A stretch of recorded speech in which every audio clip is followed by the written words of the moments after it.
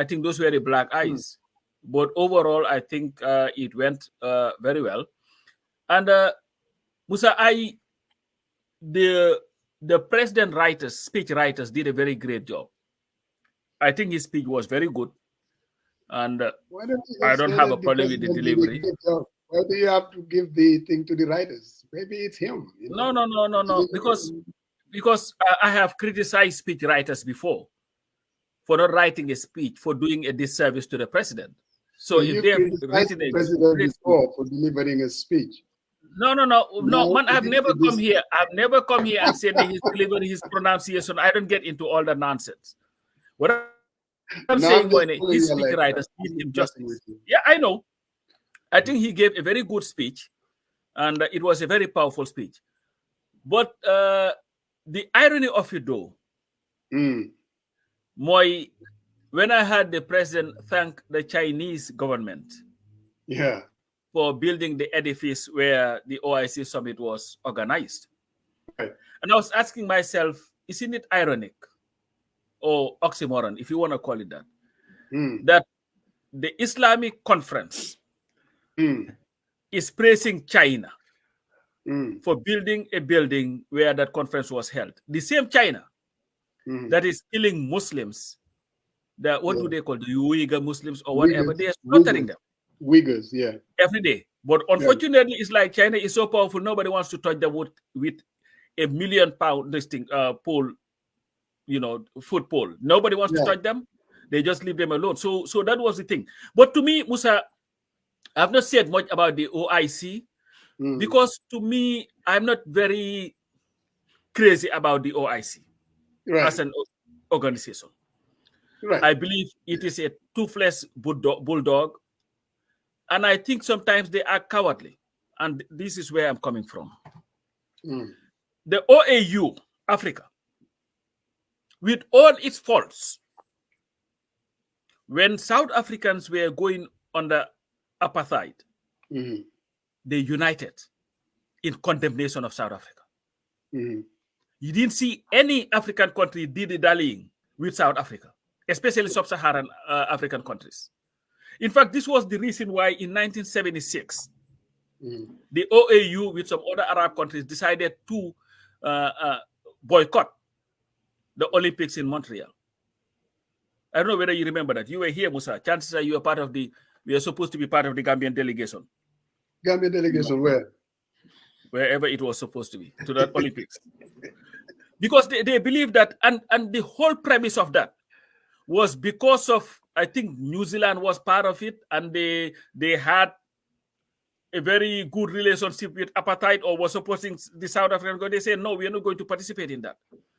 But what I see, with all the resources that the Middle East have, their hypocrisy in not confronting the genocide that is happening in Palestine, to me, is the biggest disservice. And of course, they would not do that because they would not want to offend the biggest purveyor of violence in the world, America, and Biden, who is nothing but the biggest supporter and enabler of genocide against the Palestinian people. Because their fear is, if they do it, hyperbole of the highest order. Do me a favor, when you come, most say what you want to say. You're an American. You have your ways of defending these things. Here, what do you see here is you're getting captured into this sloganeering. Can you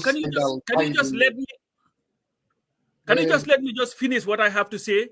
Go ahead. Because to me, the difference between you and I will never make excuse for anybody who support genocide, and that's what Biden is doing. You cannot slice it any other way. Go ahead. Your Congress just gave them about how many billion? About 30 billion recently in their fight against Palestine to support them. So to me, the OIC to me is nothing but a body that does nothing but engage in this talk shop, have a meeting, go home and sit in their kingdoms. Because if they were serious, chances are this Palestinian issue would have been solved a long time ago. But they don't want to do that. Okay. So you get it out of your chest. I think it's very important. Some of you activists, sometimes you buy into this sloganeering. What is happening in Gaza can never be supported by any decent, civilized people. Where I agree with you is Netanyahu, without a doubt, is committing genocide in Gaza. Now, whether Biden is a genocidal, wherever you're trying to link it, that's where I think nothing but hyperbole more than anything else. That's not what Biden is. That's not what he's. Of course, you will not say that because your fear is he's going to lose the elections. It's not about and I hope he lost. It's not about fear, because I know that when I walk into the polling booth between Trump and Biden, and a supporter of a Palestinian state, I know that my chances are better off voting for Biden than the alternative. The difference between Yo Agman, I don't get drawn into these activism per se. You know, I use my head. I don't go with emotions more than anything else.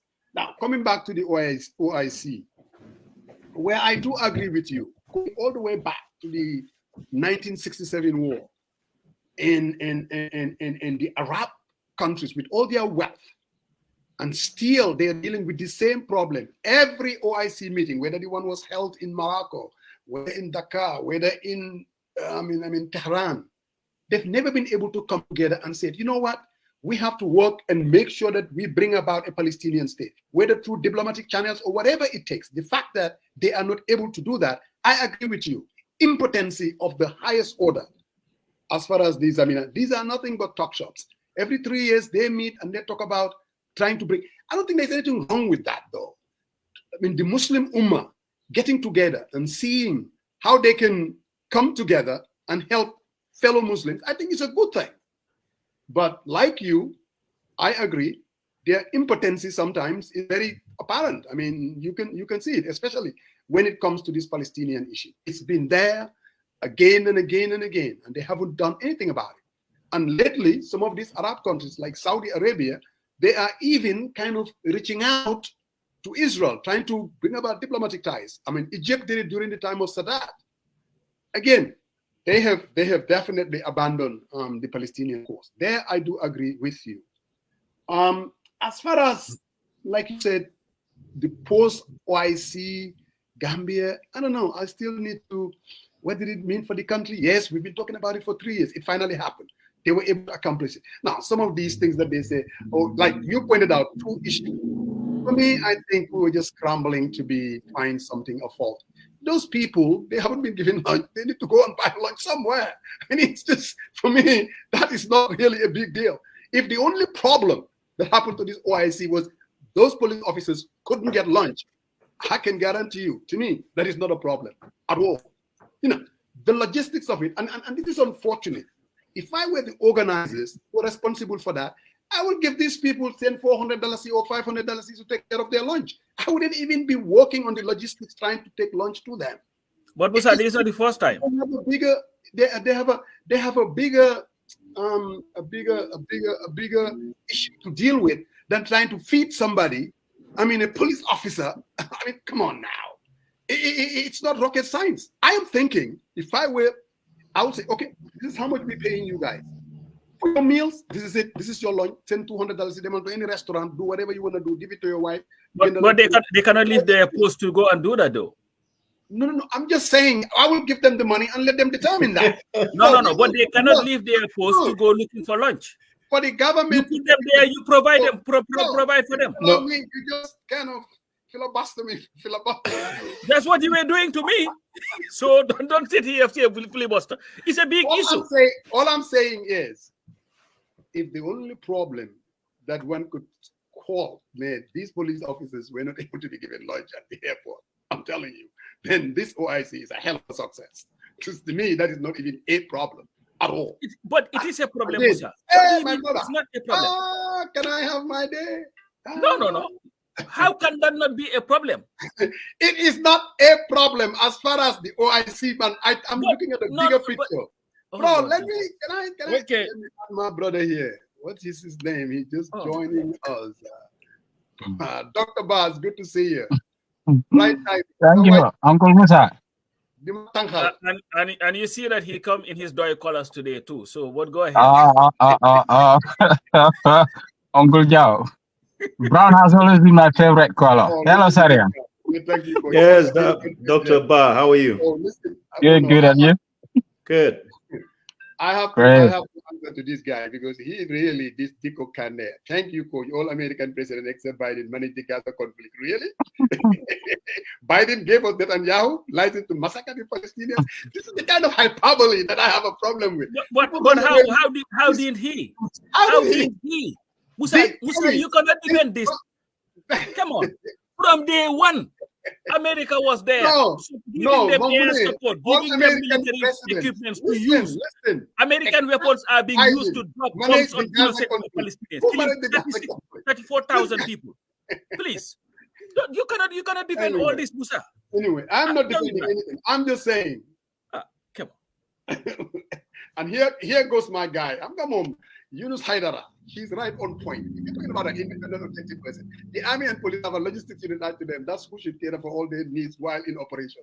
Again, for me, Musa, I'm not saying that no.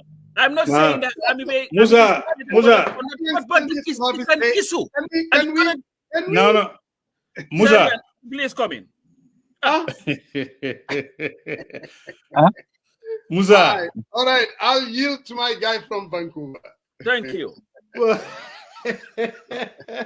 no. I think overall the OIC summit, was successful with the, little skirmishes one, there and there, and but I think I disagree with you on terms of the launch. I mean, that should be part of the planning. You tabulate the number of troops, where they're gonna be at, and these launch runs, coach has a point though, they can't leave their post. So someone had to feed them. They require breakfast, lunch, and dinner. So that's part of planning. But it's lessons learned. And I mean, if they are detached from the army, they are part of the OIC. It's a big umbrella, right? There's a planning. This has been done for a very long time. So they should have been fed. So, but it's a very, very minor issue. And but let me tell you, Sadia, let me tell you why it's not a minor issue. Sadia, let me tell you why it's not a minor issue. Right. My first trip to the Gambia, 2017, 2018. 2018, there was an incident. It was a Friday. It was around the Faraba area. There was some protest or whatever. Right. All right. I went with Said Matijau to see what was going on. We drove all the way to the airport area. We met the PIU there. We started talking to them. Guess what their complaint was? That from the night before, up to the time we were speaking to them, they were there. They were not provided with anything to eat. Said Mati can bear me witness. I took my money together with Said, gave it to the commander to get food for their troops. Yeah. Then I called Mr. Sinyan, who was then the protocol officer, vice president's office, to say, listen, this is going on. And I believe you guys should find a way of at least helping these people eat some food. Because I don't think it looks good on you. Right. So it's not an isolated incident. And we cannot continue to just excuse, and it's not a big deal. If you have troops, whether it is the logistic part of the army or the police or the OIC or whatever, we have to make sure that people... The troops needs to be fed. Musa, that is just part of it's just part of the operation. All I'm saying is looking at the bigger issue, I think is a minor issue. Musa. Mountains out of Musa. We have to acknowledge. Hold on a second. We have to acknowledge whether you are in the battlefield, okay? I mean, if you're in the battlefield, you're not able to get to somewhere, you eat MREs. I don't know whether you've ever seen MREs. It's like meals ready to eat, right? There's a packs and then you feed it up. I ate that stuff that I hate to eat it anymore. I don't want to see it anyway, right? But it's a lessons learned. That's what I'm saying. But I'm not gonna say it's not a big deal. It's a big deal. You have to feed the troops. You can't. You said it's a minor issue. It's a minor. But lessons learned. Okay. Here's the thing. I said it's a minor issue. I retract that statement. It's a big deal now. No. I mean, here's the thing. Yeah, here's the thing. If we continue, hold on a second. If we continue, these are things that it needs to be discussed. It's lessons learned. What do? They said, what happened? What can we learn? Right? If it's a recurring issue, and I saw they say Mama Kande was going to offer them food and all that stuff. But what I'm trying to say is this is lessons learned. And the other thing I wanted to talk to about is the airport. We make a big deal about the planes landing in the airport, but I think that stems from Dr. Caesar's interview. That's why you have to be careful when you are a spokesperson for the government. You need to be in tune with the people who are in charge of these operations. Because when he said that, and I was like, what type of planes are they bringing, right? I mean, if it's the commuter planes, I mean, they can be parked at the airport. But if you go in there on the airspace and say, hey, the government is a blah, blah, blah, blah, when that is not a fact, and the people who are handling this, you did not consult them at the GIA and talk to them and say, how you guys going to handle this, then you start misspeaking and you bring this unnecessary attention, because there was this much attention about the airport, Senegal is benefiting, blah, blah, blah, blah, blah. I mean, it's for me, it was not a big, but I think it's another misstep. And I know he's new to the government. He's trying to do it the best he can, but he has to be careful though, because some of the utterances that he made on that, and I think some of these things are like, hyperbole, and there's no facts associated with this, but he has to be careful. That's why this uproar about, the planes, they were parked right there because the other side has the huge place. It's parked, no big deal. But I think we gotta be careful. The troops needs to be fed, Musa. That's the bottom line. And you know what? Let me ask you this. Obviously, Dr. Cisse was reacting to utterances that were really not factual. When people were saying that planes are basically going to be landing in Dakar because they can't make it to the Gambia, and that we won't be able to exploit all the economic benefits. There were some misleading utterances out there. Correct. And Dr. Cisse also came out there, Momtamid, like you said, very defensive and maybe making shit up, saying that, it's happening because of blah, blah, blah, blah. I agree with you, but also let's talk about the misleading utterances, the people that were just making shit up, without anything. And that's true. No, but Musa, at one point though, I wanted to highlight, I think the vehicles that they got, I think if we think about, and this whole goes back to fiscal responsibility. I was thinking about this the whole entire time. I mean, how many vehicles do we have in the government itself? Every ministry, every SOEs and all that stuff. How many vehicles do we have? I mean, for a 3-day event, we went in, basically, I saw something of Mohammed Yad brought like 83 vehicles for 4 days event. Now we are on the hook to pay that stuff. Yeah. How about if you look at and do a good inventory? Yeah. For the span of 4 days, even developed countries does this all the time. You take the vehicles from them and say, hey, we have an event to support.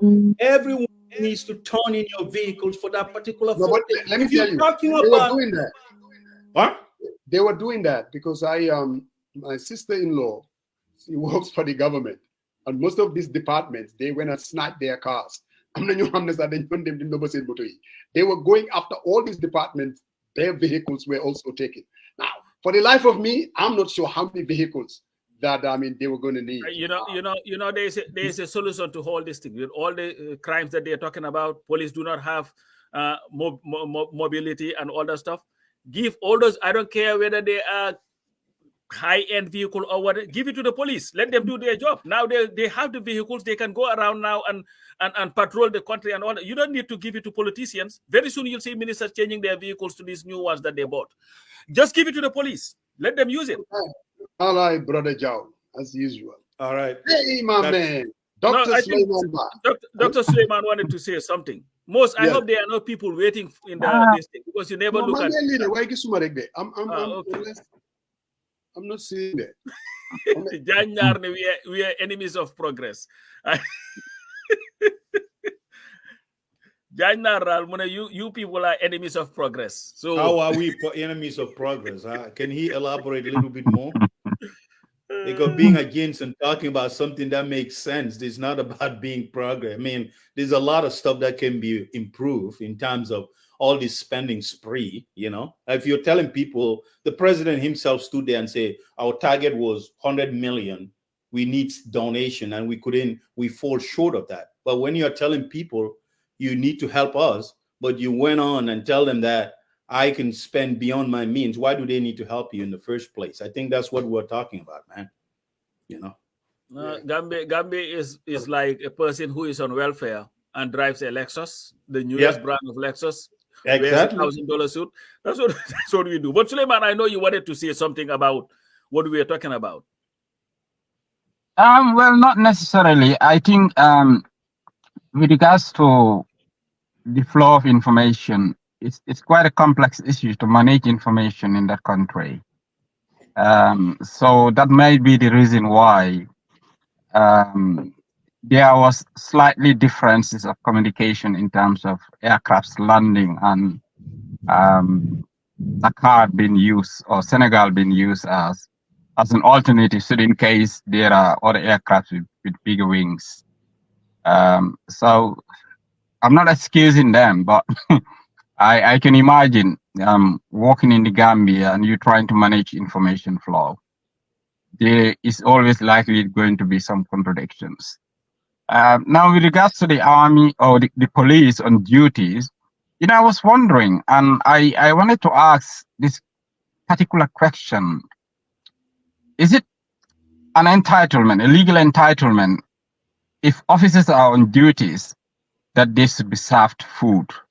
I've been thinking about it. I know when the army is on active operation, you have to. But the police, I'm not quite sure about that. So you are asking in terms of legal? Yeah, is that what you're asking? Yes. When they are on active duty, because for me, providing security at the airport for this OIC summit may not necessarily be an operation. It should be just part of the active duties. I don't know, because I listened to Tamsir Jassi, who was in charge. So they had some type of like about almost 4,000 people, personnel that are integrated from army, police, prison, and also to make it a cohesive operation unit specifically designed for this OIC. So on this side of the world, there should be like some type of declaration and all that stuff.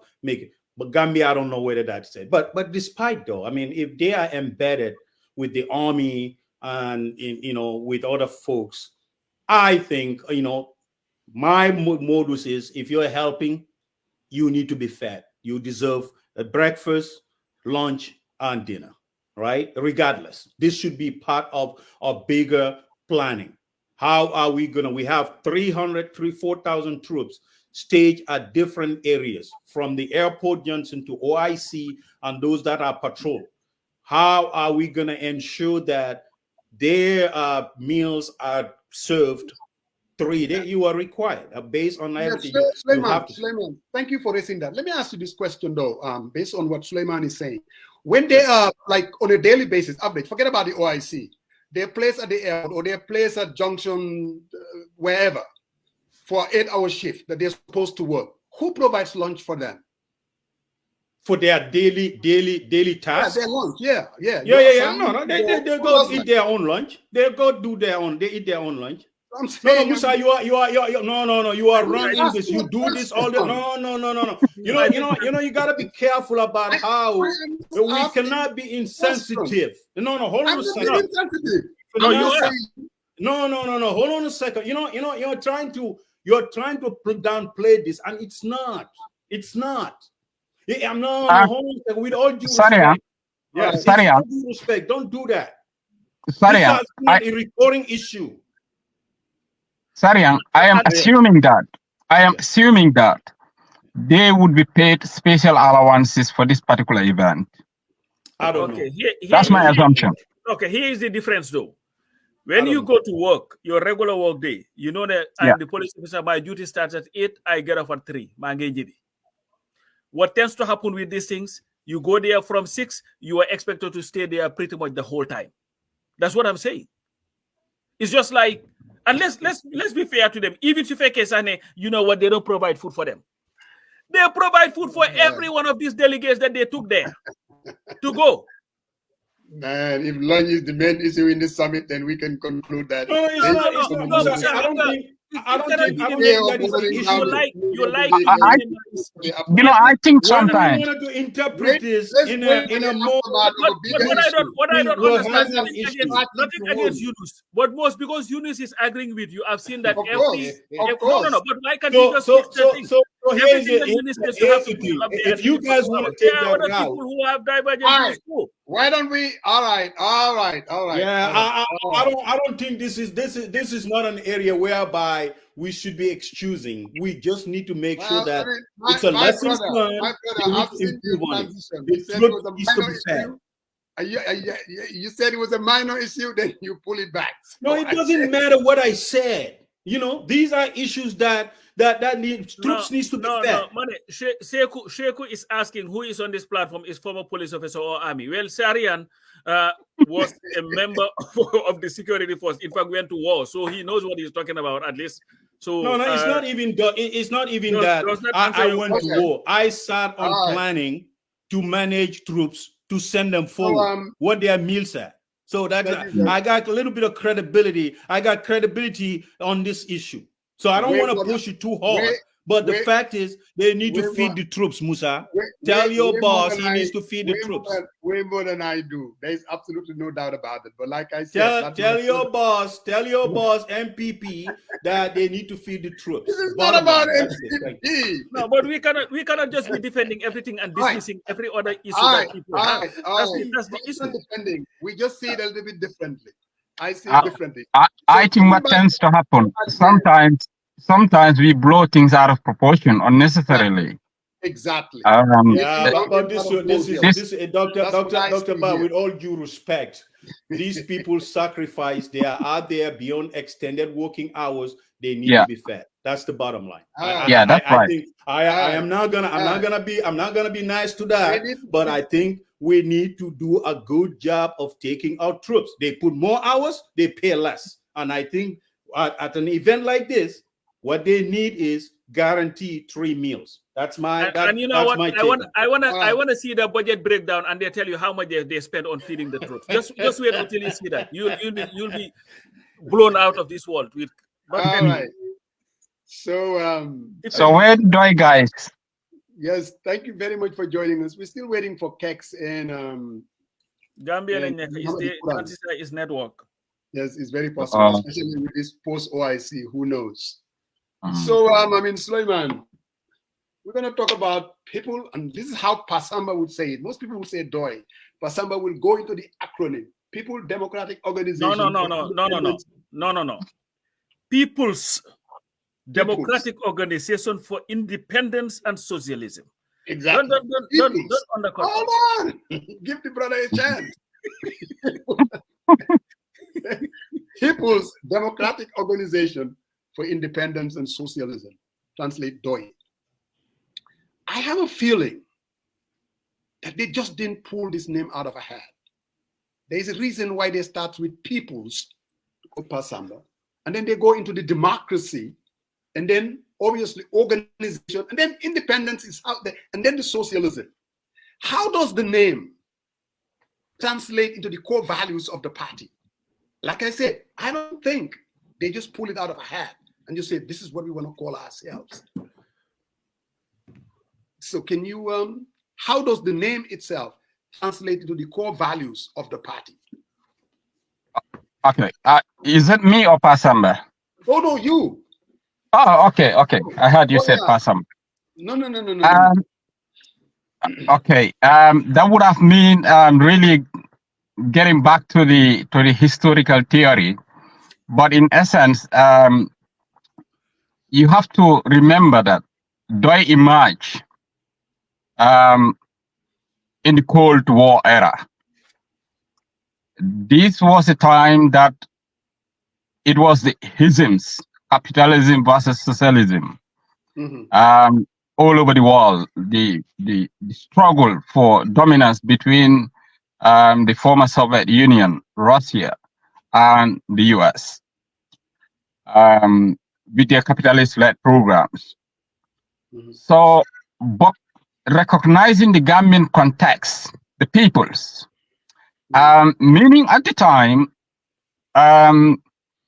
really the Gambian people, and still it is difficult to ascertain that whether they have to understand their sovereign powers.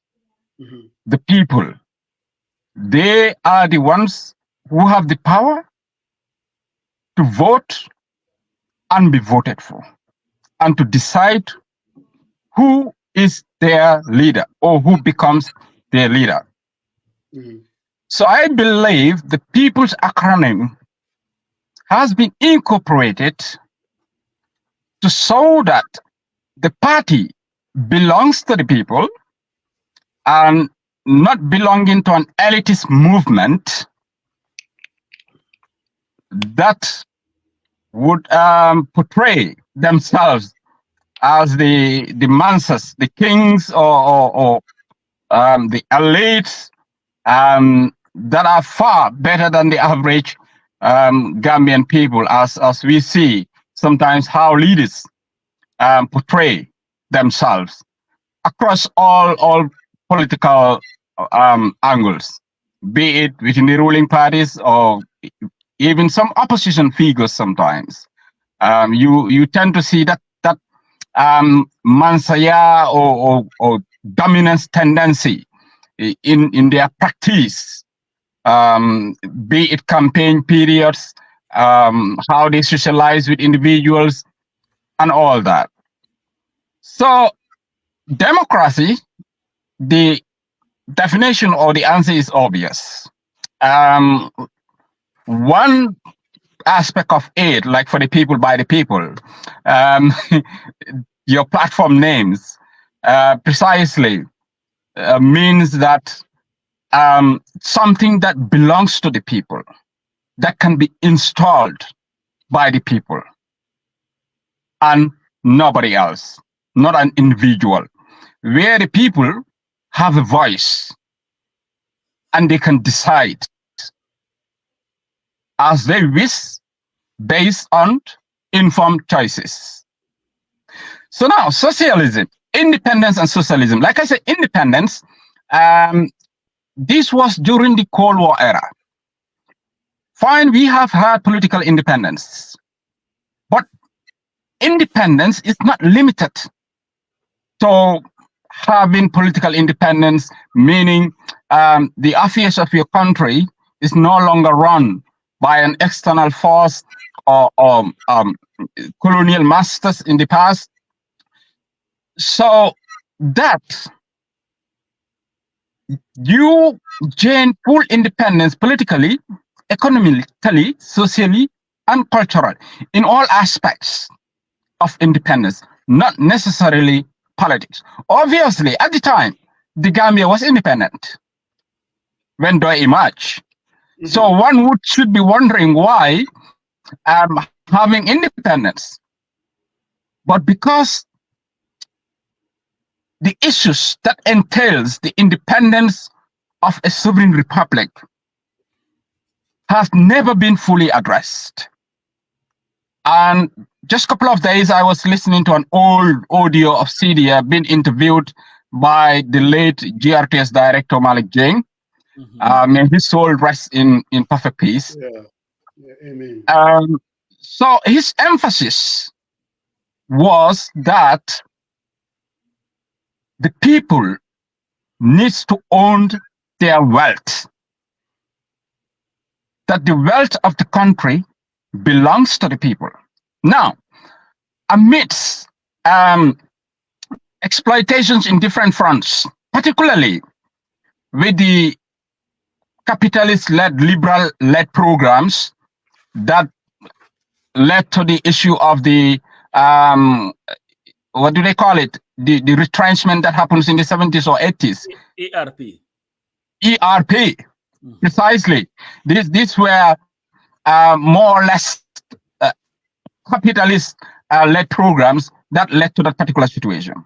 So his argument was, you cannot have an ERP when in actual fact was your president was paid about at the time was $28,000, and the average worker was just getting a couple of hundreds of dollars. Yeah, 20,833 was Jawara's salary at the time. Huh? 20,833. Right. Was his salary at the time. Yes. So the average civil servant, it was some couple of hundreds, isn't it? Yes. Yeah. So recognizing that national wealth belongs to the people was the main emphasis of that interview, and they must have a fair share of that national wealth through development in all aspects. That would better enhance their lives in liberty, dignity, and prosperity.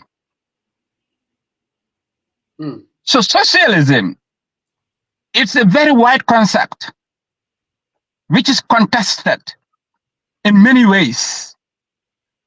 But the DOI concept is talking about public-private sector partnership, whereby in a situation that the private sector will not dominate the public sector to the extent that only few would be benefiting from the national wealth. But also recognizing the fact that the public sector have limitations, and they should be limited in terms of state interventions. But they should be the central point in terms of managing the economy, planning it by partnering with the public sector. Now, that is where the cooperative model of socialism came in. That is the public-private sector partnership.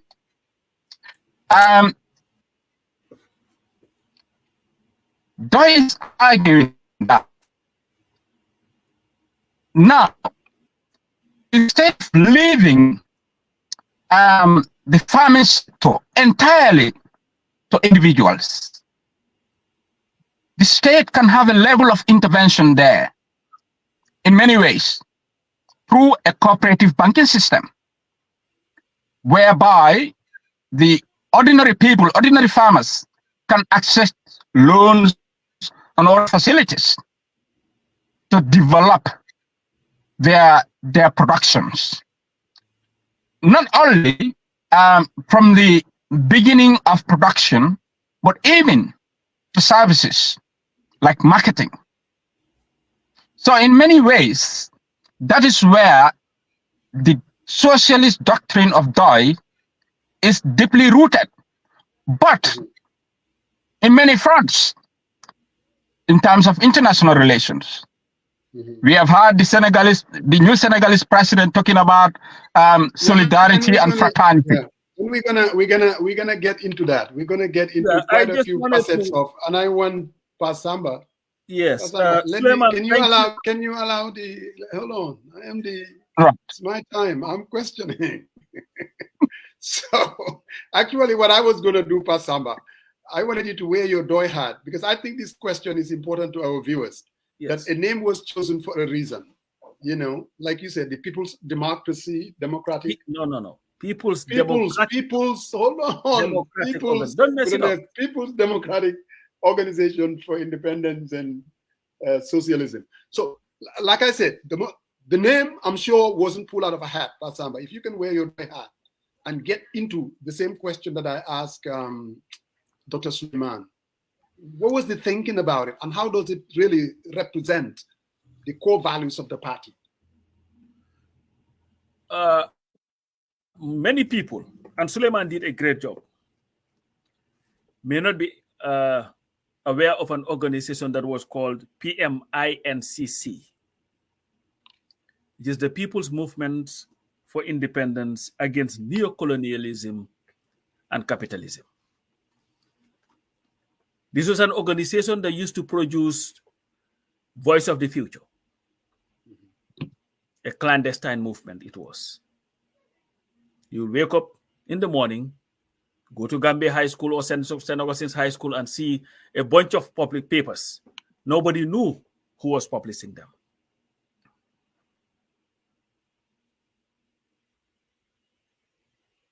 History has it that Khalifa and Sam and them were behind this publication. After the 81 coup, Sam Sarr was arrested. After they arrested him, they arrested Khalifa Sallah, they arrested Amisila, they arrested Pasambo. All these 4 people, plus later Sidia, Demba Jawo, D.A. Jawo, and others, became the founding members of a political party, DOI.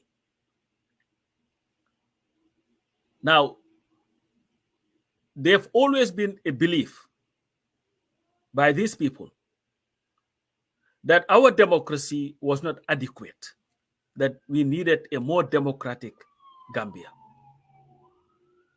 There was also a belief that in spite of our political independence, semi-political independence in 1965, and full independence on the 24th of April, 1970, that the Gambia was still a very dependent country, which they believe undermined the very essence of our independence.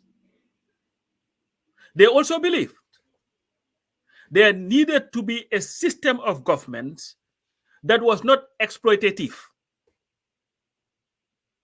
a socialist model that will be able to harness our natural resources for the benefit of all and not a few. But this must be done through an organization of people committed to those very ideals. Hence the name People's Democratic Organization for Independence and Socialism. So they came up with this name. Interesting. And the whole objective of the party then, in fact, it is interesting, people may not know this. D.A. Jao designed the logo of the party because he was a member. And the formation of DOI was very interesting.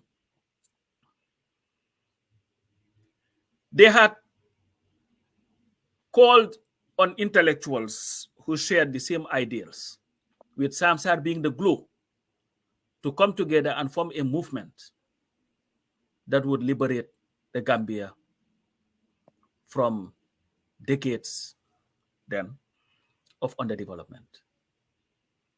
So a lot of people came. And the party was started. Some people stayed the course, some people left. But they had an objective. That for that democracy that we are talking about, that independence that we are talking about, can only happen if the people are enlightened to understand what they own and who they are. And this is why the party focused entirely on the education of the Gambian voter to understand and value themselves and understand who they are and what they hold as a people. So I'll just stop there, and then I'll wear my hat, the DOI hat, until the other DOI guys come. And then so go ahead, my brother Sariam, go ahead.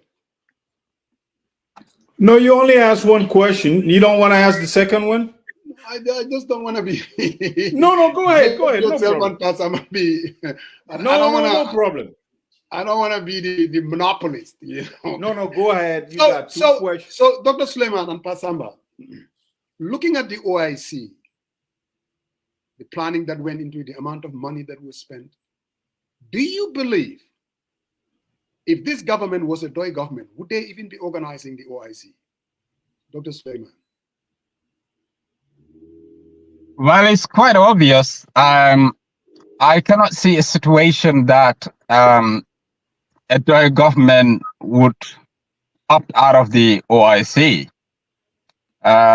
yes, it is a religious grouping built around Islamic fraternity, but it is obvious that the core values and the objectives of the OIC is not to propagate Islamic values in a non-progressive ways. So it is quite important that they are built around the need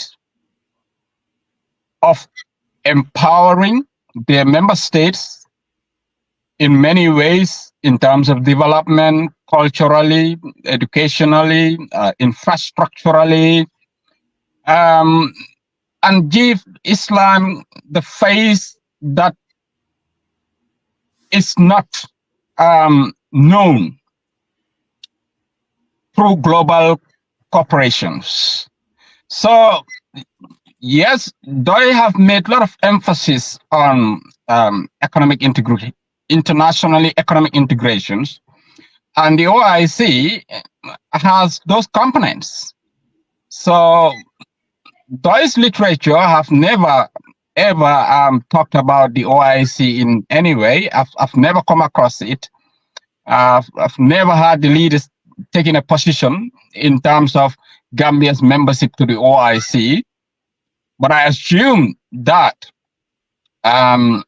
they would support Gambia's membership to the OIC for the benefits of the Gambia. Yeah, I don't think they would have a problem organizing it. Now, what type of organization would it be? Will it be an exorbitant one that would just be a show of, pageantry? And then the conference is over, people continue to wallow in abject poverty? And that's where the fundamental question is.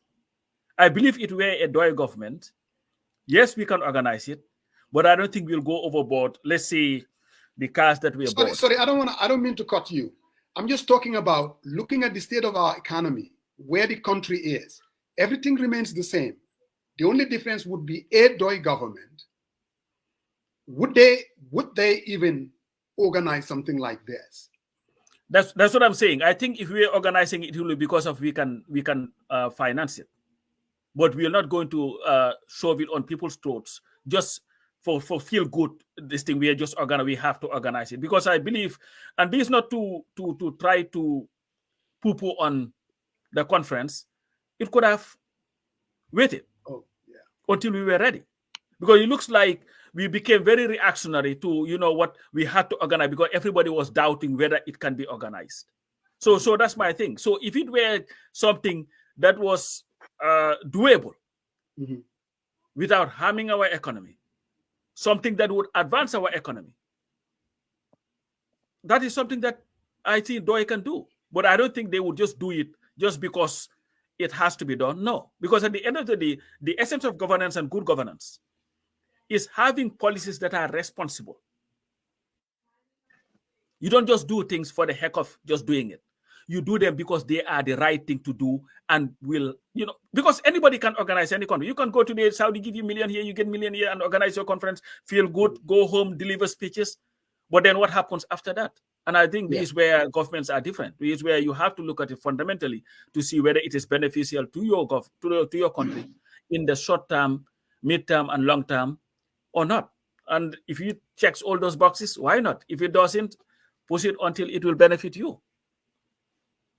Yeah, we've been just joined by Mr. Kurang. Welcome to the 40 People by the People. How are you doing, sir? Thank you. I'm fine. I'm okay. We're doing very well, thank you. And then again, welcome. So Sarian, go ahead with your questions. Yeah, thank you, Coach. Thank you, Dr. Ba. Thank you, Alhagie, for coming on the show. Hey, Coach, I listened to Khalifa's press conference, and he talks about a lot of stuff. Thank you very much. Thank you very much. Saying hello to all the panelists. Yeah, there's a delay, I guess, most likely. Yeah. Can I? Sorry, yes. okay. Yeah. So I listened to Khalifa's press conference, and there was a lot of things that he hit. That was, I think, the meat and potatoes, meats and bones of what we struggle on daily basis. And some of the highlights that I took notes on, he says for 58 years, the leaders of this country hasn't tell us what we own. And I kind of wanted to ask if sort of what Musa asked, what PDOIS principle is in terms of this fundamental question. The leaders didn't tell the folks that they serve, the people that elected them, what they own, and what does that mean? If you if you remember, this is a question that PDOIS has raised for a very long time, because there is a lot of mining that is happening in the country, Batakonko, Katong, and all these places. They are mining stuff. They're exporting them. But the questions had been raised over and over and over again, whether it is in the National Assembly or everywhere. But there have never been a clear answer as to what is being mined and where is that money going to. Meaning the lack of accountability. And it started from Jammeh, and now the same thing with the Barrow government. Because it's not like we lack the natural resources. But what is happening is we do not have a government that is honest enough to tell the Gambian people we have this, that, or the other. There's been nothing but speculation as to what we have. And I think this is where Doi, Khalifa, and Sidi, and all these people have been coming from. That most Gambians do not know what we have in terms of natural resources, what is being mined, because our governments have refused to tell us what they are mining and where those resources are going. We were thinking maybe after Jammeh, that would have been the thing of the past. But with the Barrow government, they are also tight-lipped about this whole issue. So what is stopping the government to coming and saying, you know what, we are mining A, B, C, and D, or we are not? Look at even the oil thing that they are talking about. When was the last time you had anything substantive in terms of information as to what we have, where we are with it? Senegal, they can tell you everything that is happening in that country with all Maki's problems. They can tell you, we have this, we have that, we have that, this where we are with this, these are the contracts that we signed. But what about the Gambia? The only time we know anything about anything that is happening in the Gambia, in this current government, and this should not have been happening, is when something is leaked to the public, and that's when the government will come and react to it. And I believe that is in essence what Khalifa was talking about. Yes. Yeah, we're also joined by Kexx. Kexx is here. So, I mean, go ahead, Sarian. So now I can take my DOI hat off. No, you can leave. No, I You think can leave it on. Doctor, I want Dr. Ba and Alhagie if they want to chime on it. Yeah, especially Mamadi. I mean, at least we haven't heard from him yet. This is interactive, so yeah. Go ahead, I mean, Mr. Kurang. I don't know whether you've heard Sarian's question. I think I'm gonna leave. So I'm on the road, as you can see. Yeah. Yeah. Mamadi, can you hear us? Yeah, since Dr. Ba is leaving, Dr. Ba, you can add what you have on it. So. Yeah. Sorry, what's the question again? Khalifa's press conference on the Gambians do not know what we have.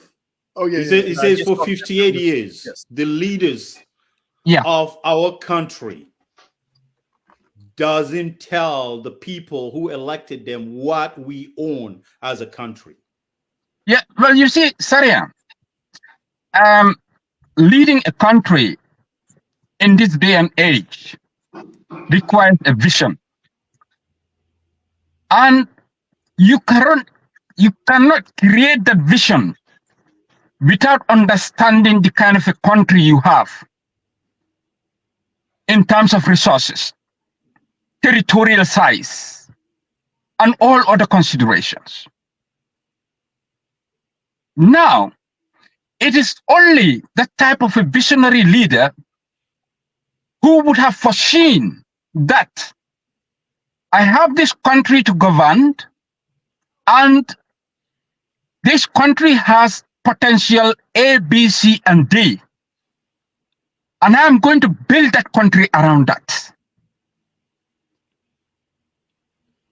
And that is where you have to give the people ownership of building that country by being accountable to them, making sure that they know what they have, what belongs to them, whether it is in the ocean, whether it is on the land.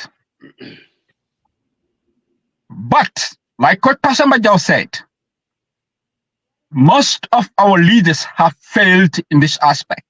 Not because they don't know what we have, but sometimes the problem is they don't know how to manage that, to use that to change the living conditions of their people, realizing that whatever is owned by the Gambia belongs to its people, and a government must serve to change their lives based on what is available. And the leaders so far have never communicated this very well to the people, that you own about 2,000 nautical miles in the sea. Whatever fish is there belongs to us, all of us. We have sand, black sand in this country. It belongs to all of us. And it must be utilized to change our living conditions. So precisely that is the point. But the masses have been reduced to an unstructured way of living in anticipation that somehow, someday, through God's intervention, things will change. But we can only change those things based on what we have, be it natural resources, be it our productive-based agriculture, and now even getting into the tech world. So leaders must have that vision.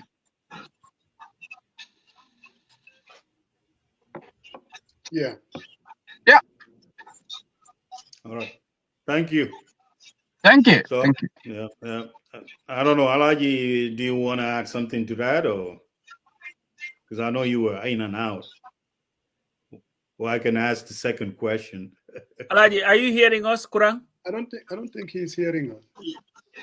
Yeah, I'm hearing you, but I'm also hearing some Bocar still talking, I think.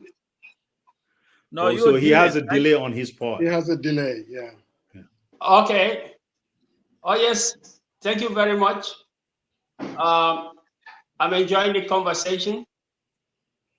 And I appreciate the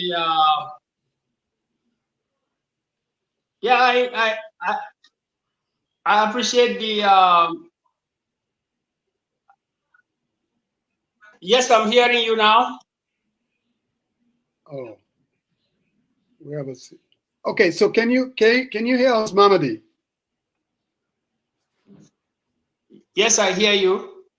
Okay. Sarian, go ahead. Sorry, if you can just rephrase the question to him, maybe then.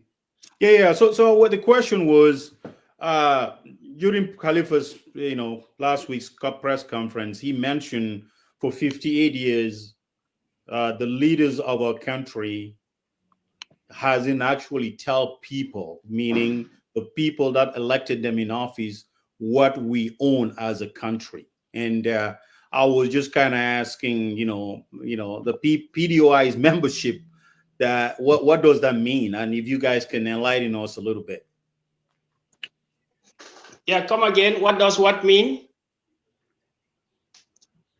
What does it mean that the leaders of our country doesn't tell the people who elected them what we the people own in terms of natural resources, what is available as a country? Yeah, I think there is a lot of truth in that statement, because we know that, small as it may be, the Gambia is blessed with a limited amount of resources. And what have we seen over the years?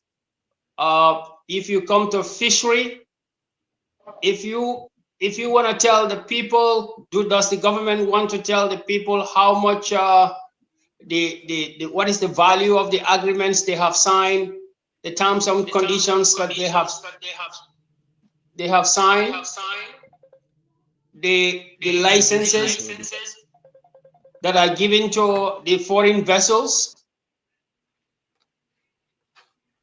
If you talk to the fishermen in Bocar, for example, they tell you, well, we just come to we just go to the sea, but we cannot even barely feed our families right now. So the state is not clear about how the fishery resources of the country, are being signed out in terms of exploitation to foreign interests. That's number one. And number two, I just had Bocar, Sulayman, talking about the black sand, which is sand mining. There was a sand mining, we all know, on the Jame. And we saw, in the investigations, for example, in the commission, I visited the sand mine in Sanyang, and we saw that there was heavy activity going on there. But after we know that Jame's activities are terminated, under what conditions are those mines, handed over to the new owners? What are the terms and conditions? Because if people don't know, then you see, for example, you go to Sanyang and they said, okay, Mr. So-and-so donated 100,000 to the VDC in Sanyang. But yeah, 100,000 is 100,000, we know, but what does it mean? How many percent of the total extraction is the 100,000? Before a community can ask for royalties or percentage payments, they have a right to royalty, but the first right is the right to know. To know how much is being extracted in the sand mines. We see the mining in the other places. We see the mining now in the Denton Bridge. We see mining all over. We see stone mining, everything, right? We had the Faraba Bantang issue. So these are some of the examples that shows you that the people have the right to know what they own. Not only that, but in other assets of the country, not only the natural resources, but in other assets, for example, the parastatals, the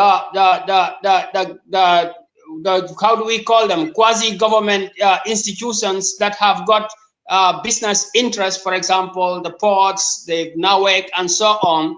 Yeah, it belongs to the people, because at the end of the day, whatever losses they make comes back to the taxpayer. So the taxpayer needs to know how much is actually going into these things, how much is coming out. So there is a lack of accountability, I could say. So I will agree with Honorable Salah's statement that, yes, the people have the right to know about the resources, because before people can even make claims to their entitlements, they first of all need to know how much they earn or how much they are entitled. And you can go on and on. There are several examples. Thank you. Thank you. Thank you very much, Mamadi, and welcome to Kexx Sanneh. Welcome to the For the People by the People. I know you've been having a hard time trying to dial in. Absolutely. Absolutely. Yes. Well, thank you very much. Once again, it's a pleasure to be in this platform. And hi to Sariam and how to Coach Pasamba and Comrade Mamadi Kuram and also Sulayman Bocar, who was earlier here. So Kexx, I'm not comrade. No,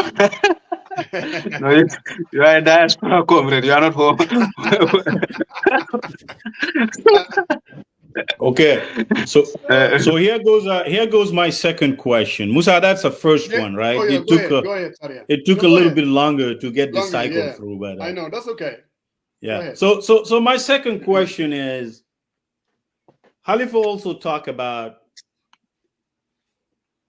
the people need to change or shift their mindset. And one thing that was very striking was he mentioned that the people kept electing leaders who care more about their position and entrenching their position than the responsibility that is associated, that comes with the office of the presidency or the higher office, our land. And he asked, he says, I think I quote, he says, the Gambian people, they wanted a united Gambia. Do we have a united Gambia? And that question goes to you three. So the question of electing leaders who cares about their position and shifting that dynamic or thinking to elect people who will tackle issues and problems that we face as a country, and it's embedded into the united country as a whole. Yeah. Thank you very much. And thank you once again. Very clear, the in issue of regarding about the mindset, it's very clear in terms of how do we elect leaders. Unless we change we have a paradigm shift in terms of how we elect leaders, and we could see from the Jawara. Yeah, we lost Kexx. Go ahead, Coach. Well, the mindset itself, it is a refutable fact that the leaders that we have elected since the inception of our country have all entrenched themselves in power for a very long time. Jawara was premier in 62, prime minister in 63, president in 70, and until he was removed forcefully, he stayed in power. He was president or the leader of our country for at least 32 years. Jammeh came through undemocratic means, went to the polls until he was defeated after 22 years in power. He remained in power. Adama Barrow promised us 3 years. There is a great chance he might go for 15. So it is a fact that we have elected leaders who have become so much in love with the position that they are elected into, that they have pretty much forgotten to address the basic needs and aspirations of the Gambian people. Because it is also a fact that despite these people staying in power for this long, and for that period, our country continued to stagnate and people continue to wallow in poverty. So how do we change the mindset? Because you see, we can blame politicians all we want.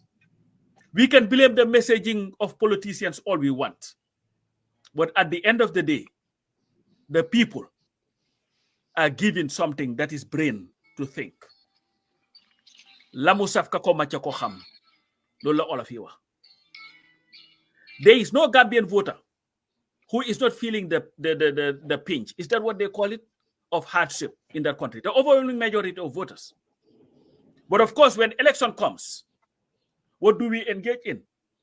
Somebody would come and give you a bag of rice to Arch, and you go and give that person your vote, and then complain for the next 4 years until election comes again, and they repeat the same thing, and you're satisfied. So that mindset must change.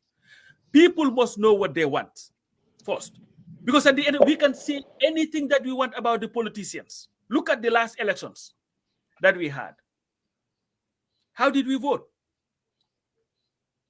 There were people who were telling you, don't vote for the UDP because they're a tribalist party.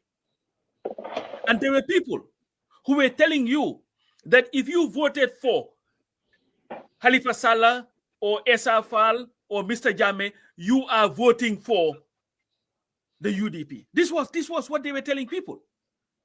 People had already forgotten altogether their realities. Everything that was promised to them was thrown out the door.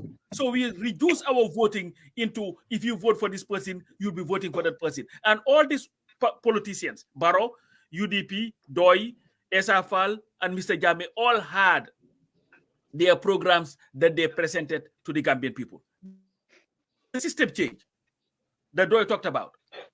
DOI visited more villages the last elections than any other political party that ran. Absolutely. They were going to village after village after village after village, talking directly to people. And wherever they went, they were told, Wakati Degangen. What you're saying is the truth. But then when the voting came, people voted how they wanted. The UDP went to everywhere. SR went everywhere. They told them. But these are the same people, Sari, and that are coming today complaining about how hard the Gambia is. So that mindset must change. People must know what they want and vote their interest and not vote for what is convenient today. And unless we do that, we'll continue to have leaders who will continue to stay in love with the position of power, because they know that all they have to do is when election comes, buy a bag of rice and Dewlin and 2 Arch, 3 Arch, and you will get Musa Jeng's vote.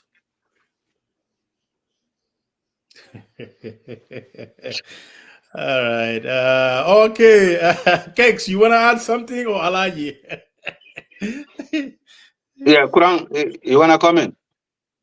Yeah, I mean, I will just pick up from where Comrade Pasamba is landed in. First of all, I must appreciate your historical analysis that you gave. I appreciate it very well for people like us. Now, secondly, what you just described, you know, since 2017 to 2021, we have got several terminologies. We have seen this thing that they call tactical alliance, and then that was in 2017, 2018. In 2021, what you're describing just now, some people call it strategic voting. Now, in this system of strategic voting, you can even call it a strategic 419. Now, why do I say that? Because you see, we found ourselves in a situation, for example, that was different from the Senegalese situation. In the Senegalese election, I'm taking reference, we have a 50+1. So in the first round, everybody is mindful because you may end up in a coalition. Nobody is underrated because you may need the smallest guy, right, when it goes to the second round. Now, in our case, since the changes in 2017, well, I said that the NPP and the UDP, they are parties of winner takes all parties. They have that philosophy, winner takes all, right? Raja Sakanam, right? And what that resulted in, once we had, why I said they had a winner takes all concept, because they had an opportunity to push a strategic element of the democratic system, which is anybody that's going to rule the country, you need 51% of the people, or 50+1 of the people. Now, none of these two parties were interested in 50+1 because each of them says they're the biggest and they're going to win it. Now, what is wrong with this? Yes, it is good for a party to be to fight for its interests. I have no problem with that.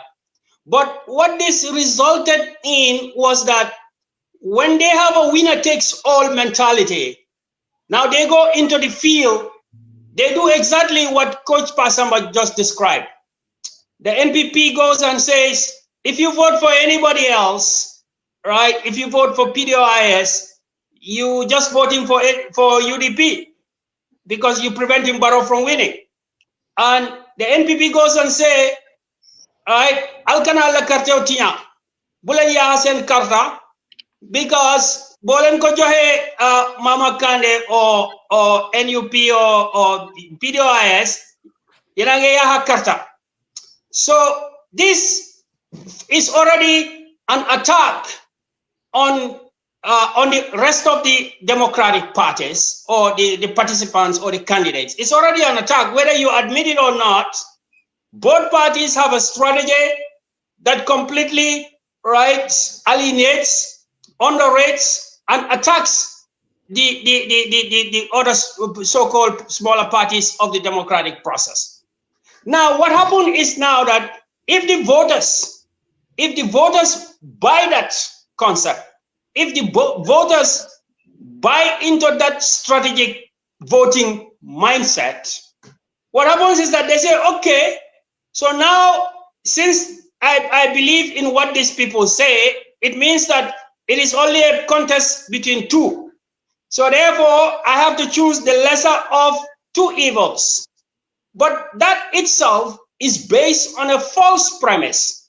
Now, I give you an example. This morning, somebody called me from the North Bank. I've never seen her, a lady. She told me, look, there are a number of youths here, right, in around the North Bank. I wouldn't name the place because these guys can't do anything, right? He said, what they are saying is that they voted for Barrow, but at the moment, they deeply regretted voting for Barrow. But they don't want to vote for the NPP. They don't want to vote for the UDP. They're looking for a third option. And I am telling them that the PDOIS is an alternative option. So she asked them, but why didn't you vote for PDOIS or another alternative last time? And these people said, no, because when we vote, then the UDP will win. She told them, but no, that is false, because all of you who are saying, if we vote, then the UDP will win, or if we vote, then Barrow will win, right? If you had voted for your choice, if you had not listened to this imaginated, fabricated idea of strategic voting, winner takes all, if you didn't buy into that, then your preferred candidate, for example, the PDOIS, could have won the election. So basically, people have a right to disagree with that statement, but you cannot disagree with the fact that this strategic winner takes all mentality, and then it takes us into the next step. Now, when they keep on saying, oh, opposition should not attack opposition, then you know that one also is a false premise, because two things. Number one, none of these two parties are completely opposition. The NPP is obviously the ruling party.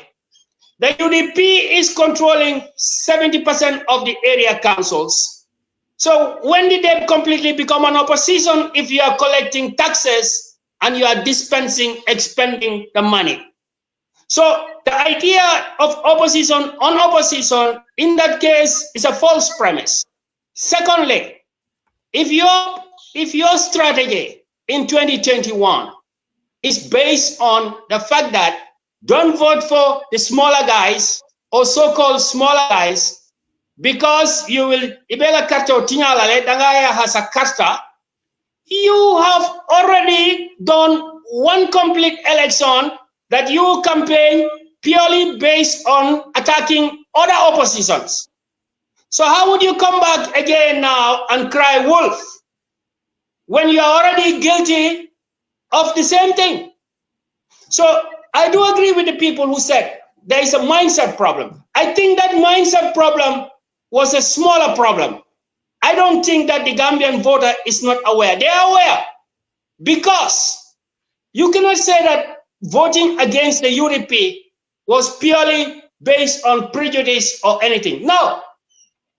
If a party's message you feel threatened, or you imagine threats because of the messaging, not even necessarily from the leadership, but from the grassroots of the party, then the economy possibly can become second position or third position when it becomes what is most important.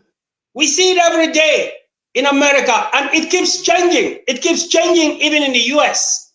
They said Biden or Trump. The economy becomes important sometimes. Well, sometimes it's just Palestine.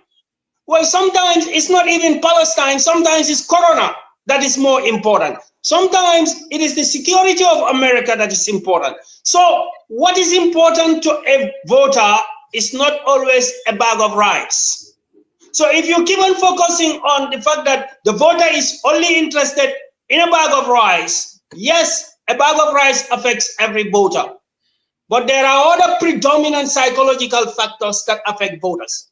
So why do I say this is just a temporary phenomenon? Because in every election, the value analysis of the voters can change. Once we try to convince the voters that there is nothing like winner takes all is a wrong footing, starting on that is a wrong footing, that the idea of strategic voting is only putting yourself into more trouble. What is important is to look for the party, right, or the people whose agenda addresses your concerns and vote for them. This is what the voters need to know. So we cannot let... So, Quran, yeah. yes. Quran, I've listened to both yourself and Pasamba. Yeah. And what I'm hearing is we are not getting support because it's a mindset problem. In other words, the Gambian people, they have problems. And then I listen to you, you're talking about we're not getting votes because of a strategic voting.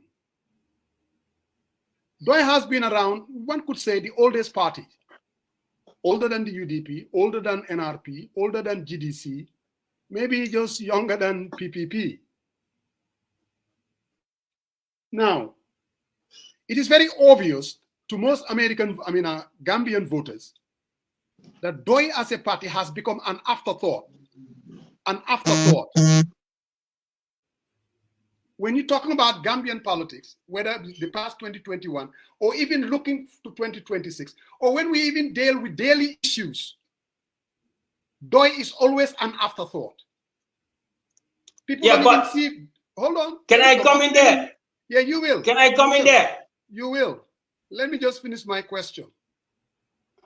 So at what point do you think DOI being an afterthought, forget about the mindset, forget about the strategic voting,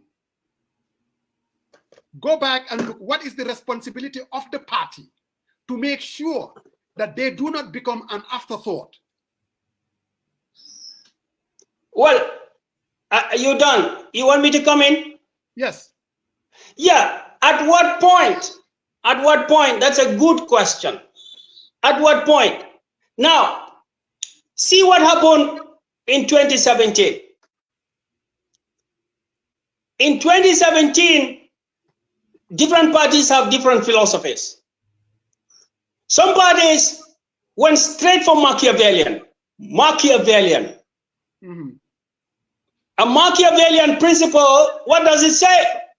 Now you saw already, in 2018, even before the UDP leaves the government,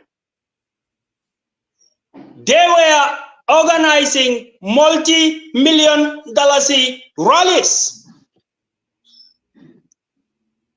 that they were not doing or not capable of doing before they were in government. Now, but that's not my question, Quran. Yeah, no. I'm coming to your question. I am coming to your question. your party has become... I get your question. Yes. So where would you, forget about what UDP is doing or not doing, bring it back to your party. Why is DOI an afterthought when it comes to Gambian politics, an issue after issue? And I can cite examples of even recent incidents. That it becomes more of a where NPP is and where UDP is. And nobody knows coming most there. of the time. Go ahead. No, because now DOI won 5, how do I call it, MP seats in the 2018 parliamentary elections. Mm-hmm. There was progress. But what I'm telling you is, if we come into government, brother, and then we said we are looking for a level playing field, and a group of people or one party or the other party grabbed the resources and decided that they're going to use them to make propaganda. Of course, there was a difference in resources. And you can argue that for up to the end of the day, of where those resources come from. I had Cedia asking a question, right, in his last interview, saying, ask the political parties where they get their money from. You understand what I mean? A lot of political parties will not answer that question. So what I am trying to tell you is there was a power vacuum. There was a power vacuum in 2018, 2017. Even after Yahya Jammeh left, there was still a power vacuum. The Barrow campaign, the president campaigned for which party? Which party in the 2018 parliamentary elections? Was that a level playing field? That was not a level playing field. So, you see, we have this theory in economics they call the prisoner's dilemma. We are all in the same situation. If we play by the rules, you decide to go, right, and not play by the rules. We came into power on the basis of level playing field. But who is the first to break that principle? So yes, I would say yes. DOI needs to do more, brother. I will not disagree with you. DOI needs to do more. But when we take a historical analysis, the imbalances of the past does not necessarily represent the present balances of or the future balances of power. Yeah. All right. So yes, what I'm trying to tell you. Yeah, Quran, we're gonna come back. Okay. We're gonna recoil back to you. But Samba, what do you say to that? Clearly, DOI has become an afterthought. Well, to answer your question, my response was to a direct question that was asked to me. Mm. So it was not a deflection or try to blame somebody. I was asked a question and I answered it. Now, to what you're saying, DOI as a party, like any other organization, needs to have an introspective look at its approaches, its positions, and then draw at least lessons or whatever from it and see how to move forward. Our politics have become a binary politics for a very long time. And I want to believe that we as a party maybe failed to capitalize or make gains when it was presented to us. Because at the end of the day, Musa, we have to be realists too. And if you're a realist, you have to look at yourself and say, okay, where am I going wrong? What could I have done better to be able to go to where I need to go? And these are the fundamental challenges that DOI faces. So DOI as a party needs to sit and look at where it needs to go from here. What were the challenges that it faced? Why is it that when it comes to elections, it continues to struggle. What needs to change? What needs to happen? Yes. Now, there are other factors in that the money that is being spent by other forces. Let's look at Woolly East. CDA is Woolly East or Woolly West, one of the Woolies. Woolly West. Where the government went there, yes, and spent millions of dollars just to make sure that he would be defeated. And of course, they elected somebody who has not said a single word in the National Assembly. I've never heard that guy say one word in the National Assembly. So now, then you have to look at that in its totality. Now, the voters, and maybe the tactic or strategy of CDA or DOI in that constituency. I believe that DOI sometimes does not use its strength to be able to win votes.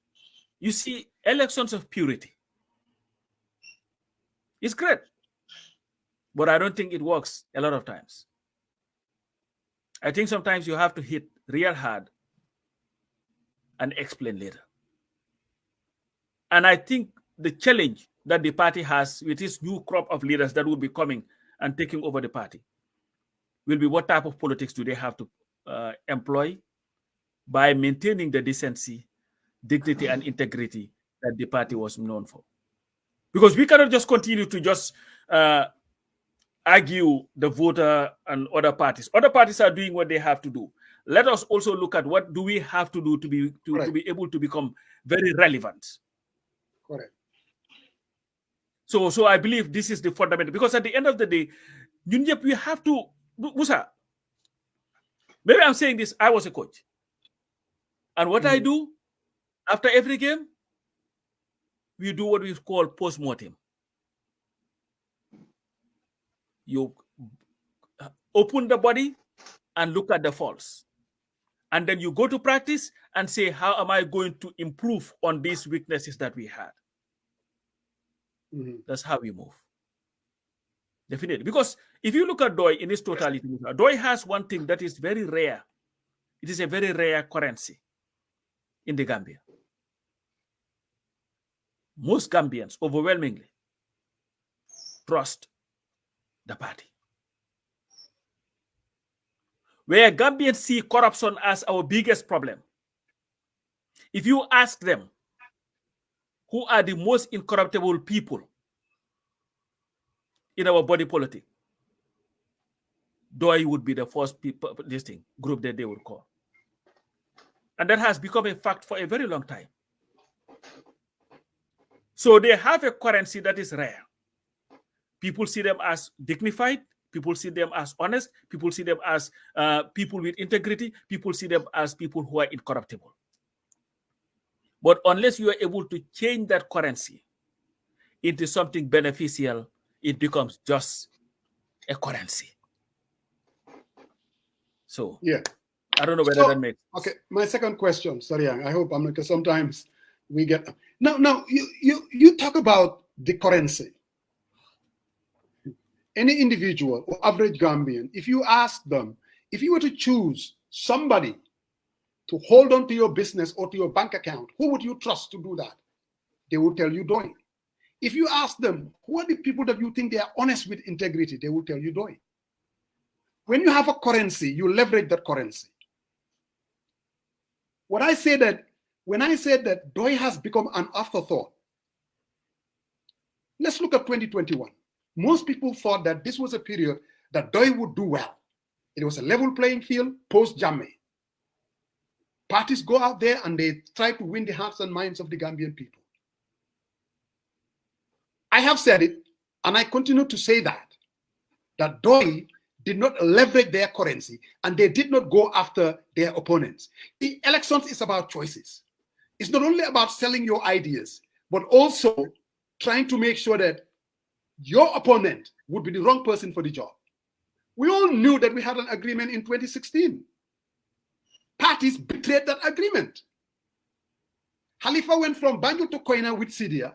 They have never uttered a word to let the Gambian people know that, look, we had an agreement with these people and they betrayed us. These people are not to be trusted. You see, politics is about a contact sport. They never said that. They did not even want to address what's wrong with the other parties. Instead, they did not. They focused on their message. Oh, it's nice. It's nice to have a nice message. But I can guarantee you, just looking at what Pastef did, and I'm not trying to be funny, Pastef knew that their best weapon, and they would employ that every turn, mooy ba may liggéey impôt, butoti gouvernement bi sax musuma koy jël. In other words, telling the Senegalese people that they are honest. When Sonko came out of jail, knowing very well that he's going to run against Amadou Ba, what did he say? He capitalized on it. He said, Bama neke impôt, Amadou Ba, xaalis bu bari mu jël ko dama ne ko teg ko fa. Maybe he even made it up. But you know what? When you do not go after your opponent and give the Gambian people the red meat that they know that they need, you will never be able to win an election. You will continue to be an afterthought. And as long as Doi just stays on message that I'm not going to go down that lane, I'm not going to talk about the UDP, I'm not going to talk about the NPP, on every issue. You see, one thing I will give the UDP, on every issue, I heard Lamin Mane and the debate against, they would come after the government. Doi rarely does that. They will wait every quarter to have a press conference. And you know, when you don't strike while the iron is hot, you lose the people. When something bad happens from the government, you take the leadership, you go after the question. No, I'm talking about my general, and then you can comment on. Just ask the question.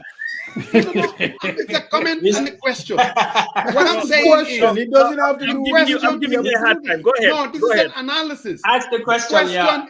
The question is there is something wrong with their strategy in terms of channeling their messaging. Is that the question? And Musa, yes. Musa, if I may come before. No, you can agree with the comment. You can disagree with my commentary. No. You know me disagreeing with you. It's nothing new. Mm-hmm. But I think you put your finger on something that is very fundamental. You see, politics is about selling oneself. Mm-hmm. And I've always had this argument with Fala. And I hate that I'm giving him credit here. He had always mentioned that. But that is a fact. Let's look at 1992. You know why CDR was very popular in 92? When he just ran, he had about 9% of the votes or so. Because Doi decided to release his resignation letter from the government.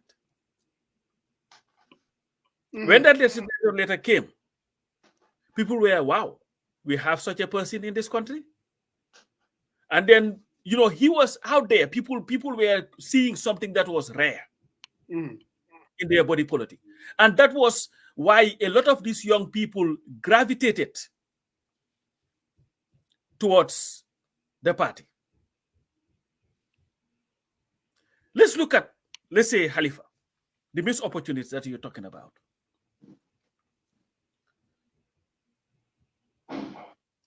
Khalifa, say whatever you want to say, was the brains behind the 2016 coalition. He was. He wrote the manifesto. He did a lot of those things. When Gambia was at its most critical point, he became the face of the nation and in fact became the leader of the country because everybody listened to him. Everybody wanted to wake up and say, Lan la Khalifa waxtay. And whatever he said, people listened. That he was part of a team, but he became the face of the team. Yes. But then you talked about Sonko. Whatever Sonko is saying today was said by Doi from 1986. Correct.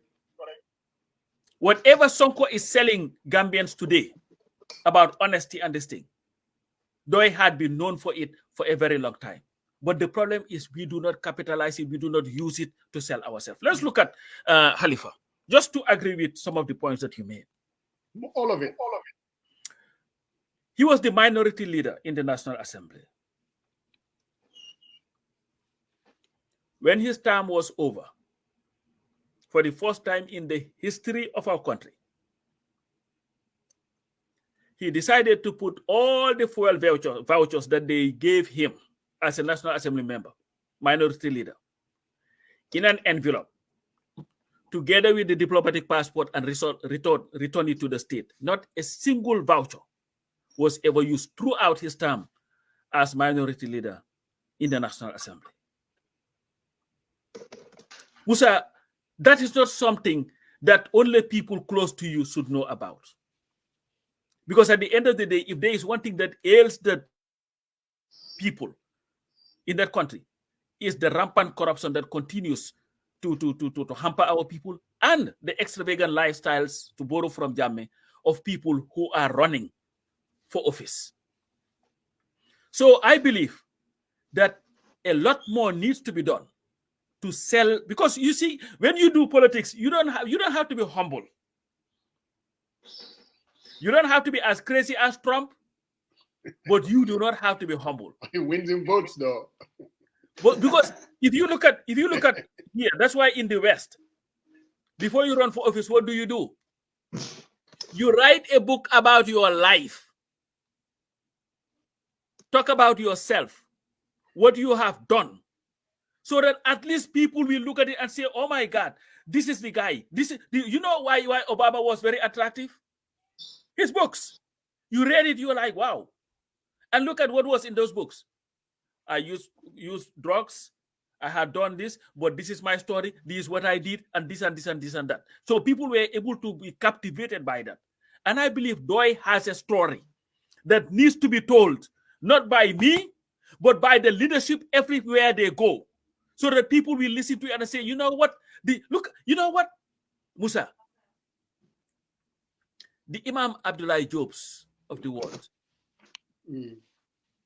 used to invite Khalifa Saleh to their bedroom to talk about the state of the country, to ask for ideas and advices. A lot of people. But you see, when you're a politician, these are things that you cannot just keep and say, I will let other people to talk about it. Politics is about selling an idea. But they do that, though. They do sell their ideas.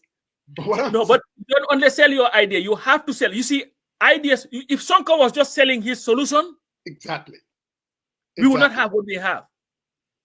And before there was Sonko, you see, whatever they said of Sonko, Khalifa and them have it 1 billion times. In terms of honesty, demonstrative honesty, dignity, integrity, and in fact, content. I don't think there is one person who is more content than Khalifa Saleh. I've never seen any in my life. So why did it work with them and it doesn't work with DOI?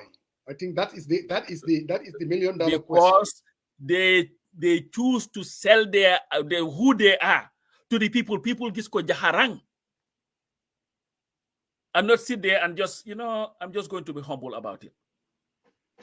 And I think the next leadership of DOI, whoever, whether it's they also go after what's wrong with the alternative, because the Sonkos did not only talk about their messaging and the projet. Most Senegalese, I tell you, they just talk about projet, but what that means is this guy is honest and these guys are dishonest. And Sonko never shied away to point out that, look, Nyom Khalifa and Nyom Maki and the status quo, they've been robbing us blind. They were able to convince them.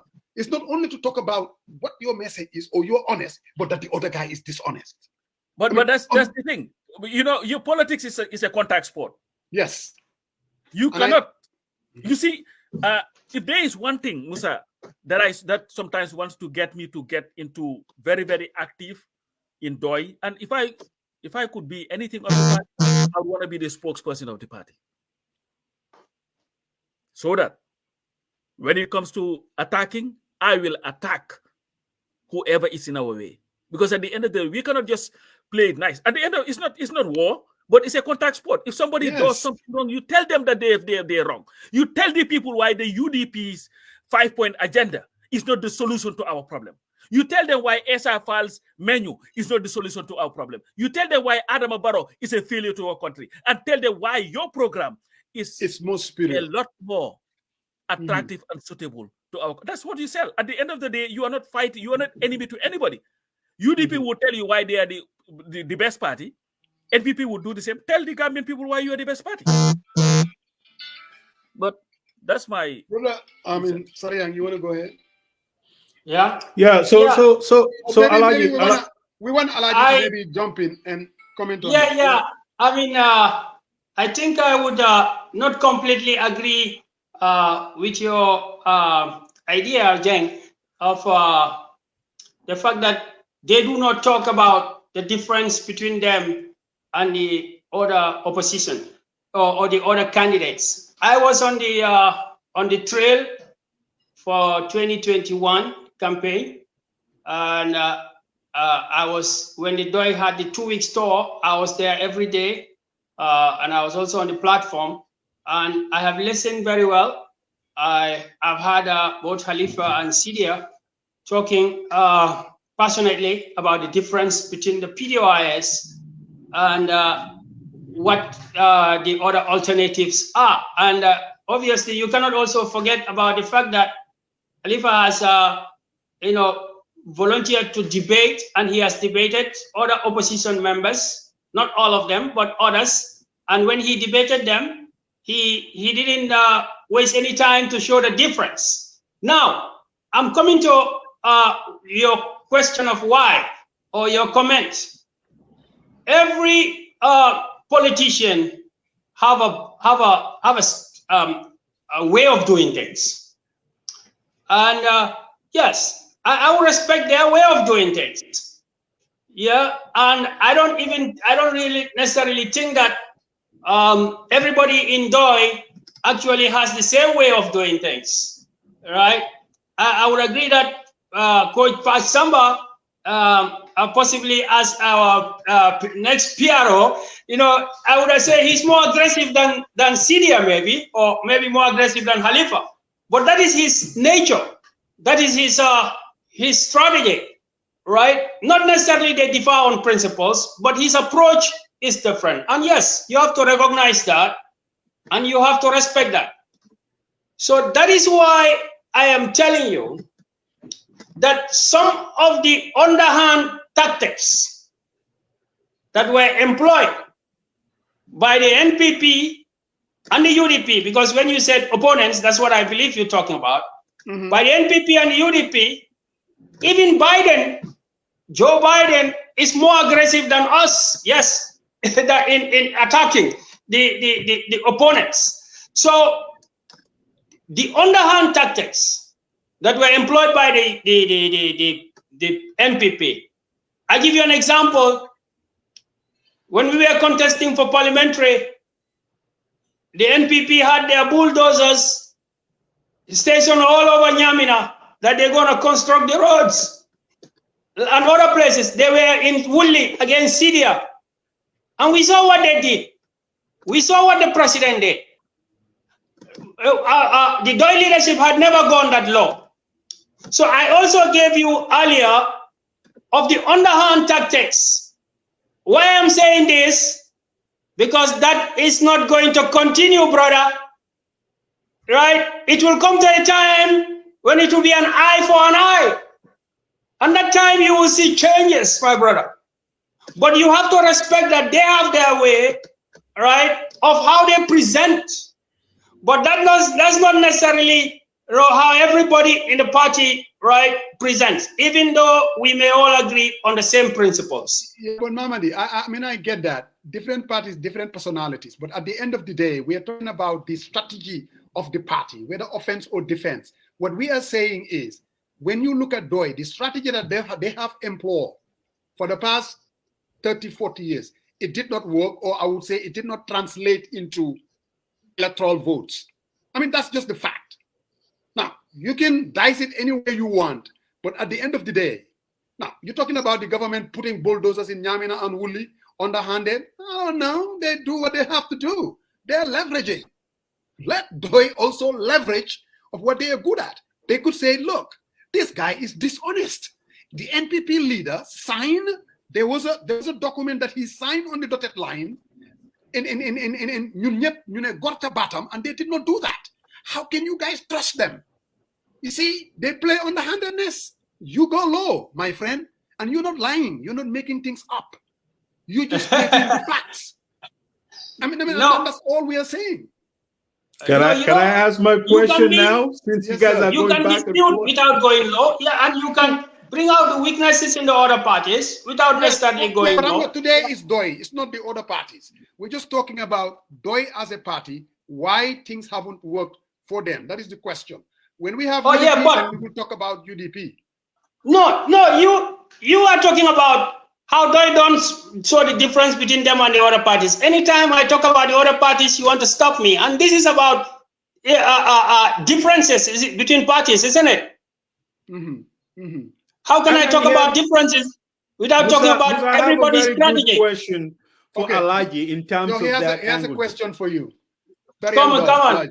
Go ahead. So Alhagie, I listen to you, and I think honestly, you know, what Musa is getting at is all the rhetoric. And when I hear from you, and I'm asking you a very straightforward question here, I hear you mention other political parties. It seems like that those political parties, in terms of their influence, and you give reference to 2018 and stuff, is that more of a bigger threat in your capacity as a member of PDOIS than the status quo that the current environment is? Do you really feel you need to kind of make comparison to the opposition party and what they're doing, then the current status quo, why PDOIS needs to be entrusted to be given the mantle of leadership to occupy the highest office of the land? Yeah, I think your question is different from his question, because your question, nobody has issue with that. PDOIS has presented a manifesto that no Gambian disputes. They have a track record that no Gambian dispute that they deserve an office. I thought what your co-presenter is talking about is a comparative analysis. All right? So that's why I was giving, but no matter what, right, everything is about timing. And I think 2017 up to where we are now, 2024, the situation has already crystallized. What do I mean? People already know what is NPP, unlike 2021. People, yeah, because 2021, the NPP was only 2.5 years old or 2 years old. People have already the situation about what the NPP can do and what the UDP can do when they're in government is or has already crystallized, in the sense that I mean that it is Fumnekani, Lerna, Nyom, Sen Jar Jar, Fundon Jar, Lalañ def, Luba, ak Lalañ def, Lubahut, Fumnekani, Lerna. So now we have a weapon, because we know they were there. We know that they all have a hand in what was going on. Let them talk about what is wrong with DOI. And they have to, coming to 2026, they have to leave us to tell the people why these people who had their hands in government cannot be trusted anymore, that in fact they are 6 and 9. I think DOI has only one message, and that's the message. Because, why I say only one message? DOI manifesto is already clear. DOI concept of putting the resources of the people in the hands of the people to be run by the people for the people is already clear. What is not clear, like your co-presenter is saying, what we need to tell people is that there is no difference between how the NPP is ruling and how the UDP will rule. There is clear evidence. Both parties have the same approach to transparency and accountability. What is the difference? So I tell you, we have weapons now. Why? More than in 2021, because in 2021, fake lerut. People didn't actually know what happened in that 5 years. Now we know. Undisputed evidences have come out to show the weaknesses of the UDP that were very instrumental in the National Development Plan and how they conducted themselves in going about the National Development Plan. We are very clear now of what the NPP can do and what they cannot do. Fogna lolu mota aduna bi yeb d'accord ne 10 years doyna pour nga xam nit ki fum tolu. So the strategy will be different. Okay. I am telling you. Thank you. And there will be results. I want to redirect a little bit, you know, and I wanted to redirect, you know, because I don't think you quite understand, quite answer my question, but I want to redirect. Give me a second. I want to redirect. Your party leader, Khalifa, on his press conference, he said, this party, meaning PDOIS, I don't know how many times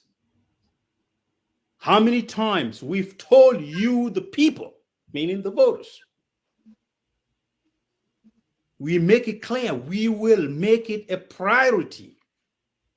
We will make it a priority that you know all the natural resources that this great country has. And we will ensure, this is his words, it's not my words, that natural resources go back to the people to eradicate poverty. And he emphasized, he says, poverty can be eradicated. That's what Mr. Salah said. Yes. And he said, thinking about rural-urban migration, urban diaspora migration to look for greener pastures.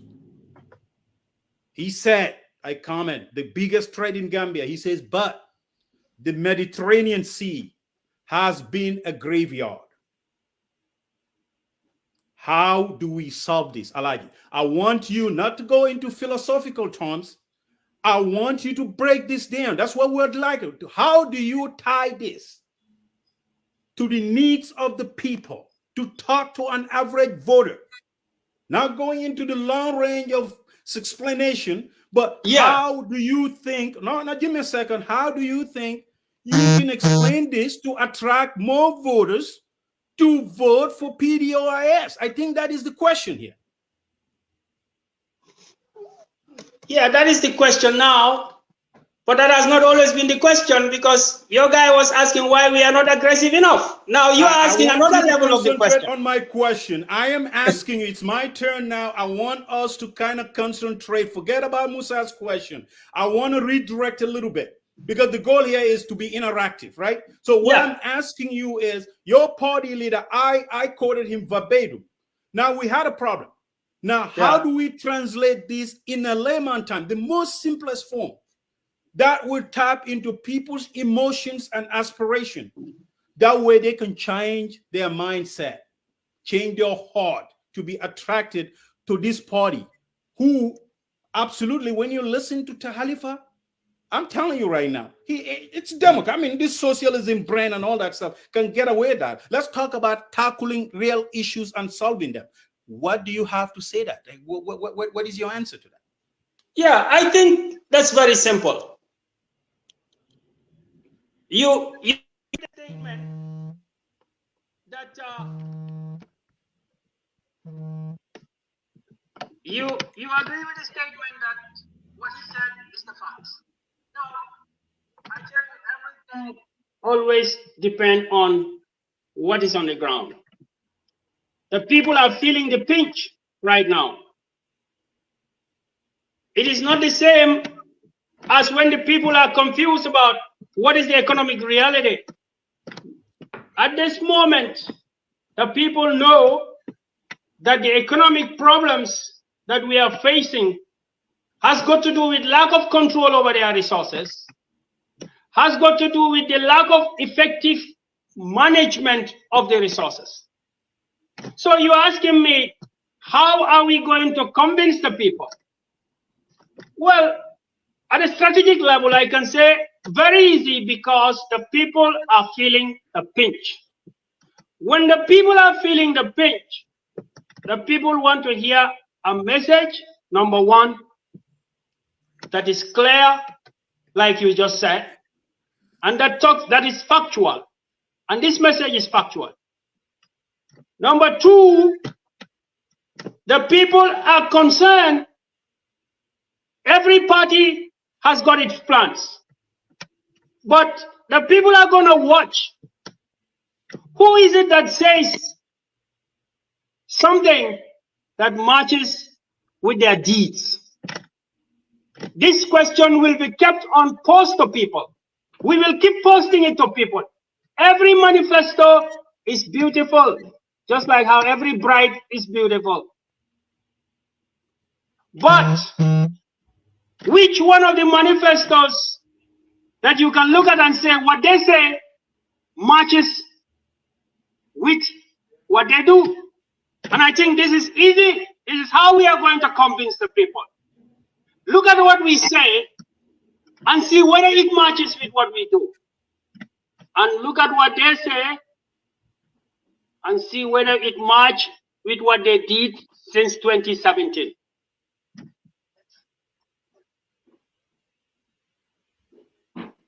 Pasaba, you want to take a I'm not stab sure if at I that? answered your question. Yeah, Coach, if you want to add something to it, then Musa can go ahead. I think what Halifa said in that press conference is very clear. It is irrefutable. Have I answered your question?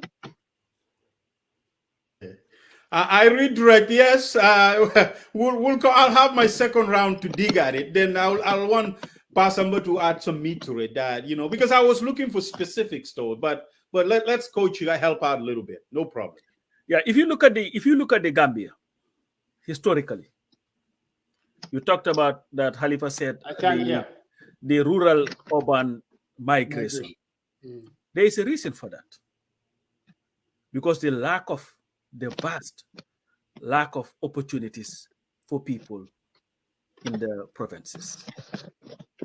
And even if you look at it very carefully, most of the people who live in the provinces engage in farming. And you look at the situation that we had in the Gambia this year, 2024. Farmers would take their crops to sell, and they'll be giving promissory notes, promising them that, you know what, yes, we will pay you, but later. So meaning that even the farming that they used to rely on cannot solve their problems anymore. And we believe in DOI, this is as a result of bad policies. And this is why we came up with the cooperative bank that would help these farmers to be able to be income earners. And this has been the policy of the party since its inception.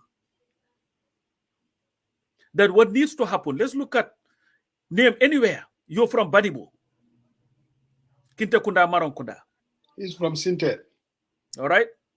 If you go to Kintekunda Maronkunda today, you will find a vast amount of women who would have their gardens and they produce anything, but do not have the market or the storage facilities to be able to make something out of that. And we are saying we have to be able to provide them with opportunities so that they'll be able to do that.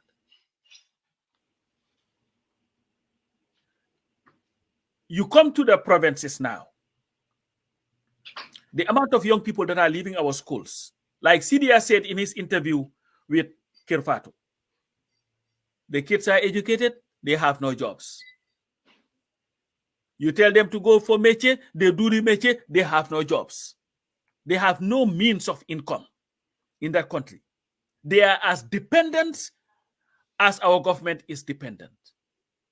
And this is leading to people now going through the graveyard, the Atlantic Ocean, to be able to go to Europe or wherever so that they can survive. And what a DOI government would do, Saria, is take the country's money and put it into the productive sectors of the economy that would yield us something. And not a government that would be more focused on how to compensate government officials, politicians, or whatever through allowances and all these other things. When DOI comes, we will be calling for a government that would sacrifice. And that sacrifice would start from the top. It's not going to be the PPP's Tesito. Because when PPP was telling people to Tesito, and people were tying their waist to work, most of them had those that were at the top losing the malan around their waist because they were enjoying life. Sarah, it is a sad situation, and we must all accept it. And this is why every time we bring a politician here, and they talk about, oh, when I used to grow up, I used to go to the farms. And my question has always been, why is it that since independence, the hardest working people in our country continue to be the poorest in that country, and those are the farmers?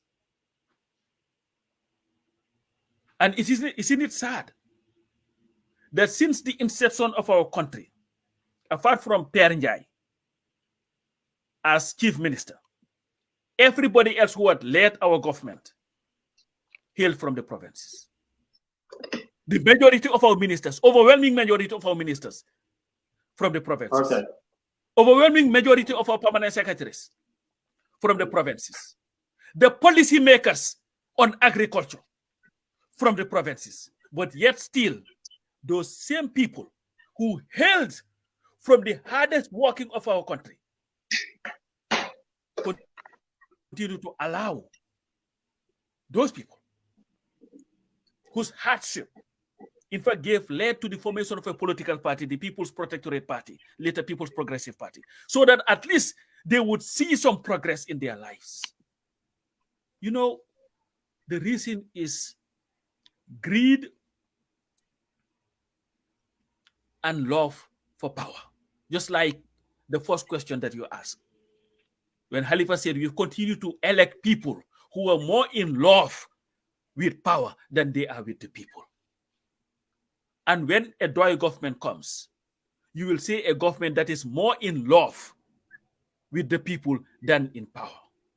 Because our heartbeat would beat in unison with the heartbeat of the suffering people of the Gambian people. And I can guarantee you, we can turn that country around. And yes, corruption can be eradicated. Don't buy this nonsense of corruption reduction. It has not been reduced, it has not been eradicated because they do not want it eradicated or reduced. What they want is the maintenance of the status quo. While they are telling us our people must continue to wallow in poverty, the ministers continue to live large. Employ anybody as minister and give them 2 weeks and look at them again. The belly would become bigger.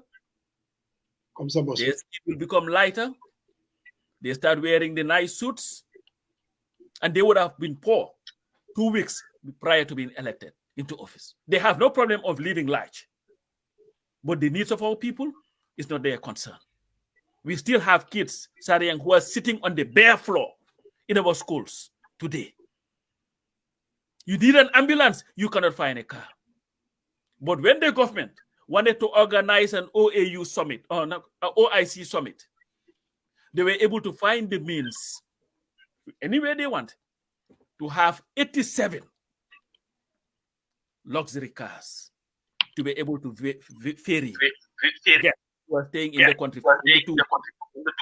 But our people who need ambulances to go to the hospital. Somebody has. I'm hearing myself. Yeah, no, I can hear you. Yes, sir. You are listening to your device. Can you turn your device down? I lost connection sometime. Yeah, I think it's gone. You can hear me now? Go ahead. You can hear me? Yeah, we can hear you, Quran. Yeah, but you have another device. Can You have another device that you're listening to. Can you turn it down? No, I think I'm only doing this using this one. I've switched devices because that one was the battery was going down. Oh, okay. Okay. So it's off now. Okay. Go ahead, Sarian. Yeah. So what do you want me to intervene in? No, what I wanted to say, there is somebody who I think maybe misunderstood what I say. That presidents always come from the provinces. I'm not saying they should not, but I'm saying that if you come from the people that are suffering, and that suffering was what motivated you to get into politics, please, when you get to the power, don't forget them.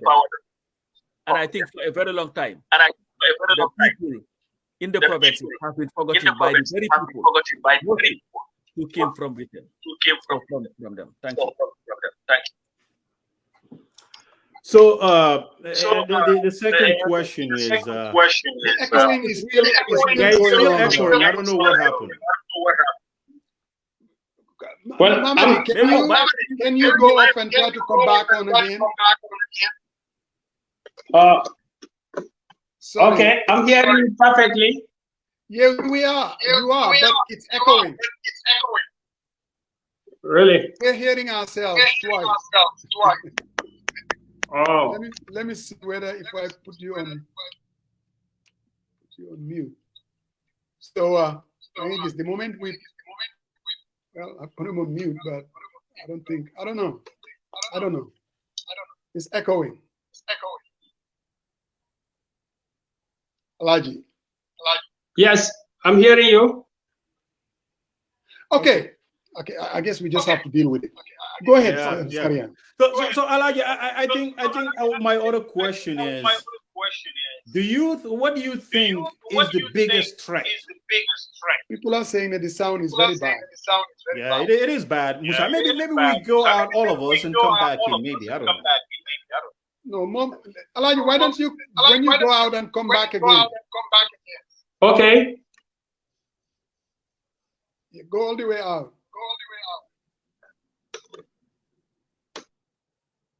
Yeah. Okay, Father Moses. Mic test. How are we? I think we're good. Yeah, I think the issue is coming from Alhagie's end. Yeah, definitely. But I mean, good question, Sarian. Yeah, really. You know, we try to strike a bipartisan tone. I think at the most we have to balance things out, and I think I gotta give Palifa a lot of credit. He a lot of things that. Sorry. Yeah. So I think a lot of out of that press conference, and I think this socialism concept, and I think DOI just need to kind of recycle that a little bit and redefine the messaging, because socialism is in America. It's very rampant. I mean, healthcare for all. It's basic health. It's socialism. When stuff happens, social security, food stamps, all that stuff, affordable housing, Section 8.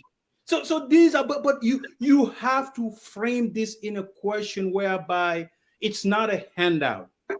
So I think what a question that I wanted to, since Alhagie came back, then we'll have that in our final analysis. So Alhagie, what do you think is the biggest threat to our country?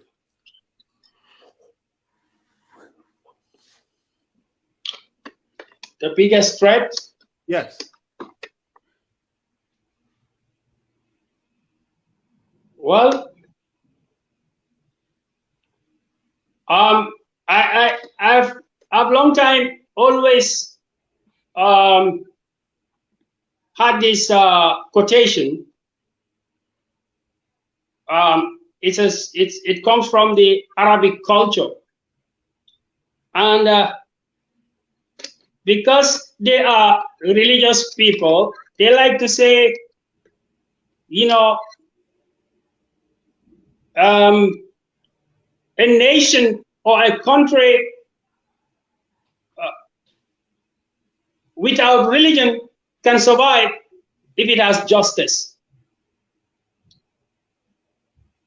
Now, it means that justice is more important than many of the variables.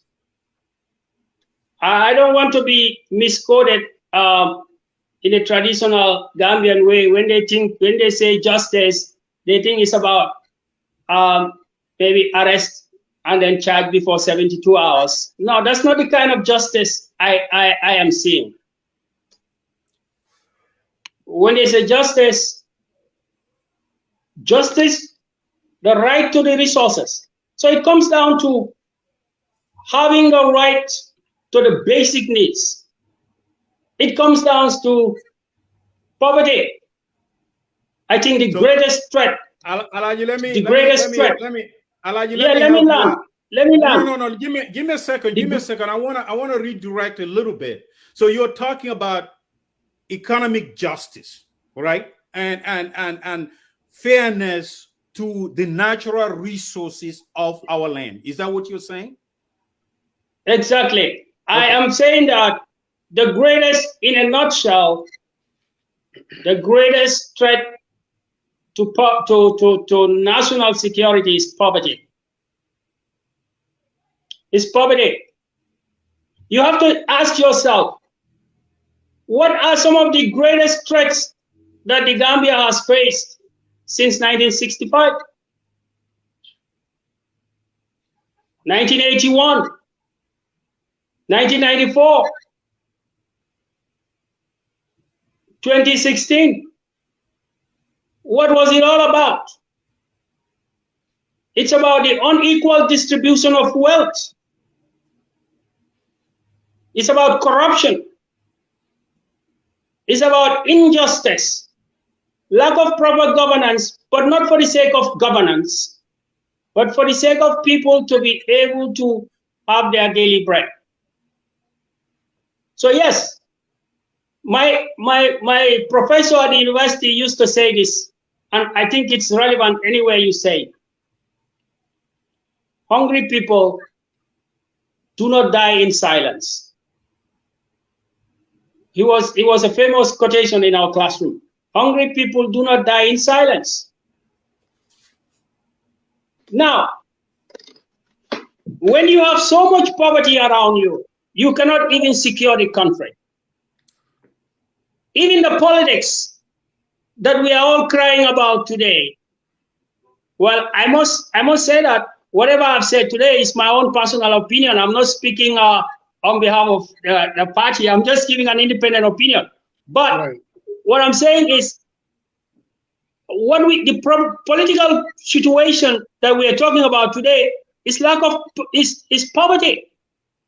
Not maybe entirely poverty, but it's a big constituent. That I once asked Honorable Khalifa, what is the historical reason that we have this politics of patronage in the Gambia? Well, he told me, even before independence, even before 1965, our politics has always been about a big man taking care of a number of people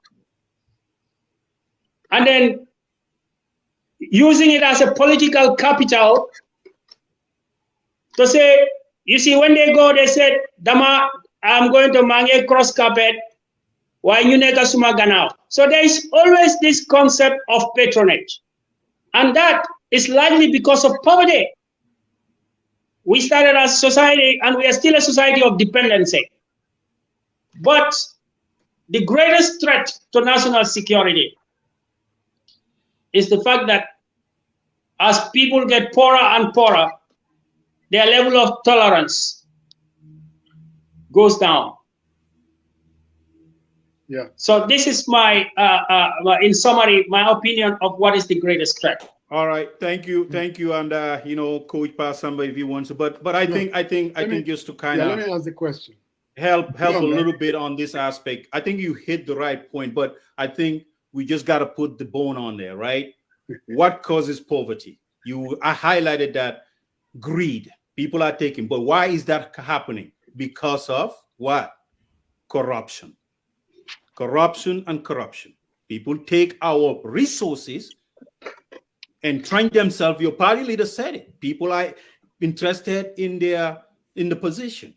You know, they're not interested in the service of others. And I think that's the answer I was looking, Alhagie. But you know, I will let Musa answer ask the for. Pop Samba. Mamadi. Yeah. Yes. As 2026 is looming, people have already started talking about 2026. If you ask any average Gambian, myself included, I would say that DOI is going to do very poorly. I would even say that DOI is going to become an afterthought. My question is, Pasamba, when you go to Sabah Sanjal, that DOI used to do very well, or you go to Lower and Upper Salon, that DOI has a lot of low-hanging fruits. Dr. Barrow has done something that maybe Kurang is going to see it as below the belt. Mu fa bil talax bu tabi naka lañ koy tali bu ñuul kuk boo demee suma ngi fana fana yi ne ay xam na wala xarama Barrow day mu fi bil tali boo xam ne fa ñuul kuk la la daan jël juróomi waxtu nga dem kawul fi mu nekk boo jógee jimbal daf lay jël 30 minutes. And DOI is supposed to go and counter those people. The same thing with Sabah Sanjal, from Sarekunda to Kanikunda to Farafenye. You've seen it. He has done it. You are supposed to go there and tell them what is going to be your strategic positioning to this electorate, to tell them, hey, you cannot vote for continuation. You have to vote for us. What would you tell DOI to do as far as strategic positioning to counter the NPP? And their message that I know, they will be pushing it hard. Musa, there is absolutely no doubt that roads are important in the development of any country. Yaya Jammeh built roads. Heck, Yaya Jammeh even built a university where most people, young people, who he would not have had the opportunity to go to school, went to school. But has that changed your life? Let's look at the Gambia today. The life that you're living, you are the voter, yo, Musa Jeng, Kawur, Dandimayo. You have 5 kids, 3 wives, 15 kids, 3 wives. How is the pass for you on a daily basis? Now, the road is great. Was built on the Barrow's watch. But how is your depass? The kids that you have, some of whom who have finished school, where are they working? Has your economic life improved over the past 5 years? What is your healthcare look like? What does it look like? And this will be the question that the voter must ask and deal with.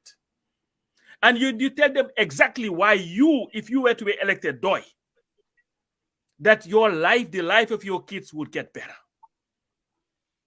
And there is a great possibility that that voter that you're talking about or talking to has had loved ones take the Atlantic Ocean. In an attempt to go abroad. Chances are they've made it, but there is a great chance that they have not, and they have lost their lives along the way. Because the voter must be asked, Musa, first, is their life better off today than they were 5 years ago when they voted. If the answer is yes, then definitely that person will be difficult to convince.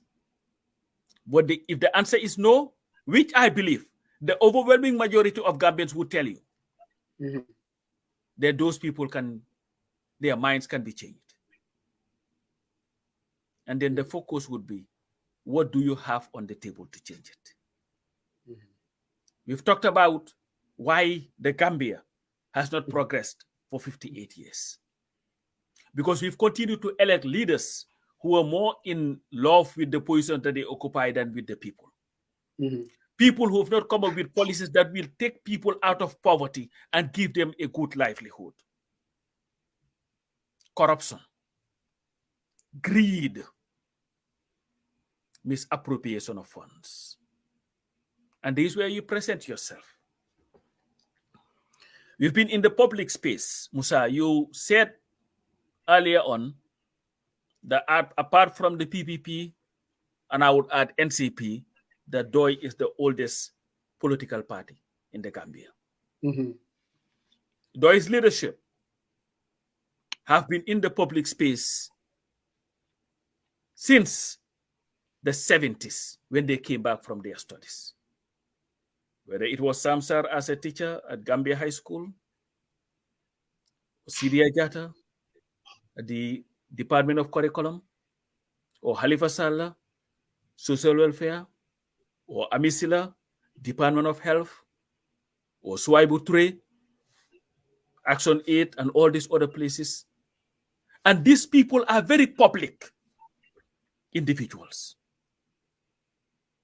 But in more than 40 years, close to 50 years of their existence, serving the people, they've never been accused once of stealing a butut of the Gambian people. It's not like they've not had the opportunity to do that. Yeah. But they've refused to do that. And whenever an opportunity arises that they can benefit from, most of the leadership have decided to stay with their principles and reject those things that they could have easily accepted. So if you elect, don't you think that those average people in Kaur, they've heard that story, they've heard it. I mean, they've heard that they rejected the National Assembly when they were given vehicles. They know that these people are honest. They know that these people have integrity.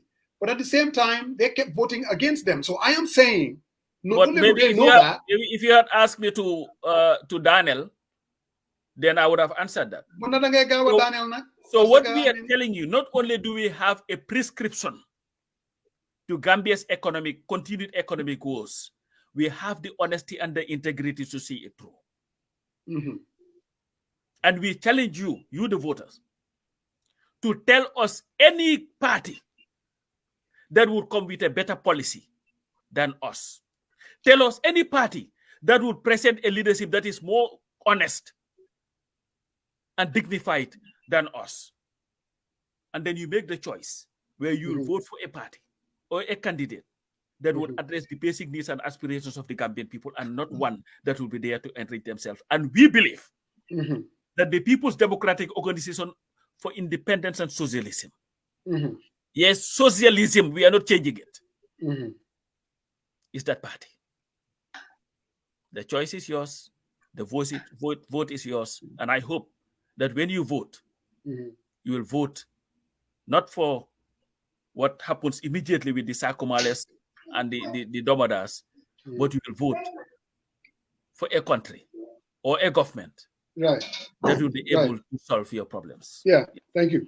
Quran, can you give us tap at the question? 2026 is looming. You're going to go to Nyamina East, Nyamina West. You're going to go to Ngien Sanjal. You're going to go to Lower Badibu, Upper Badibu. How in God's name are you going to counter Dr. Barrow and his flyovers and all these roads and Talibu Nyulbini? And you're going to go to those people. What is going to be your message? Most people are saying Doi will be lucky to make 2% of the votes. What are you going to do strategically to position the party to have an impact, or at least to change to win the hearts and minds of the Gambian people? Mr. Kurang. Yeah, thank you very much. I think what I've said before, the situation has almost come to crystallize. All right. Yes, Barrow will say, I've built that, I've built that, I've built that. But at the end of the day, in America, they ask a more simple question than you are asking. They say, has your life become better? Better off. Yeah, are you better off? Yeah, are you better off? That's a much simpler question. Now ask the Gambian farmer in North Bank. For him, better get to be Munfa. Are you better off? Ask them about the bag of rice. Are you better off? Are they better off? Well, what the whole country, I told you about a call I received from North Bank this morning. The answer to the question is people are worse off.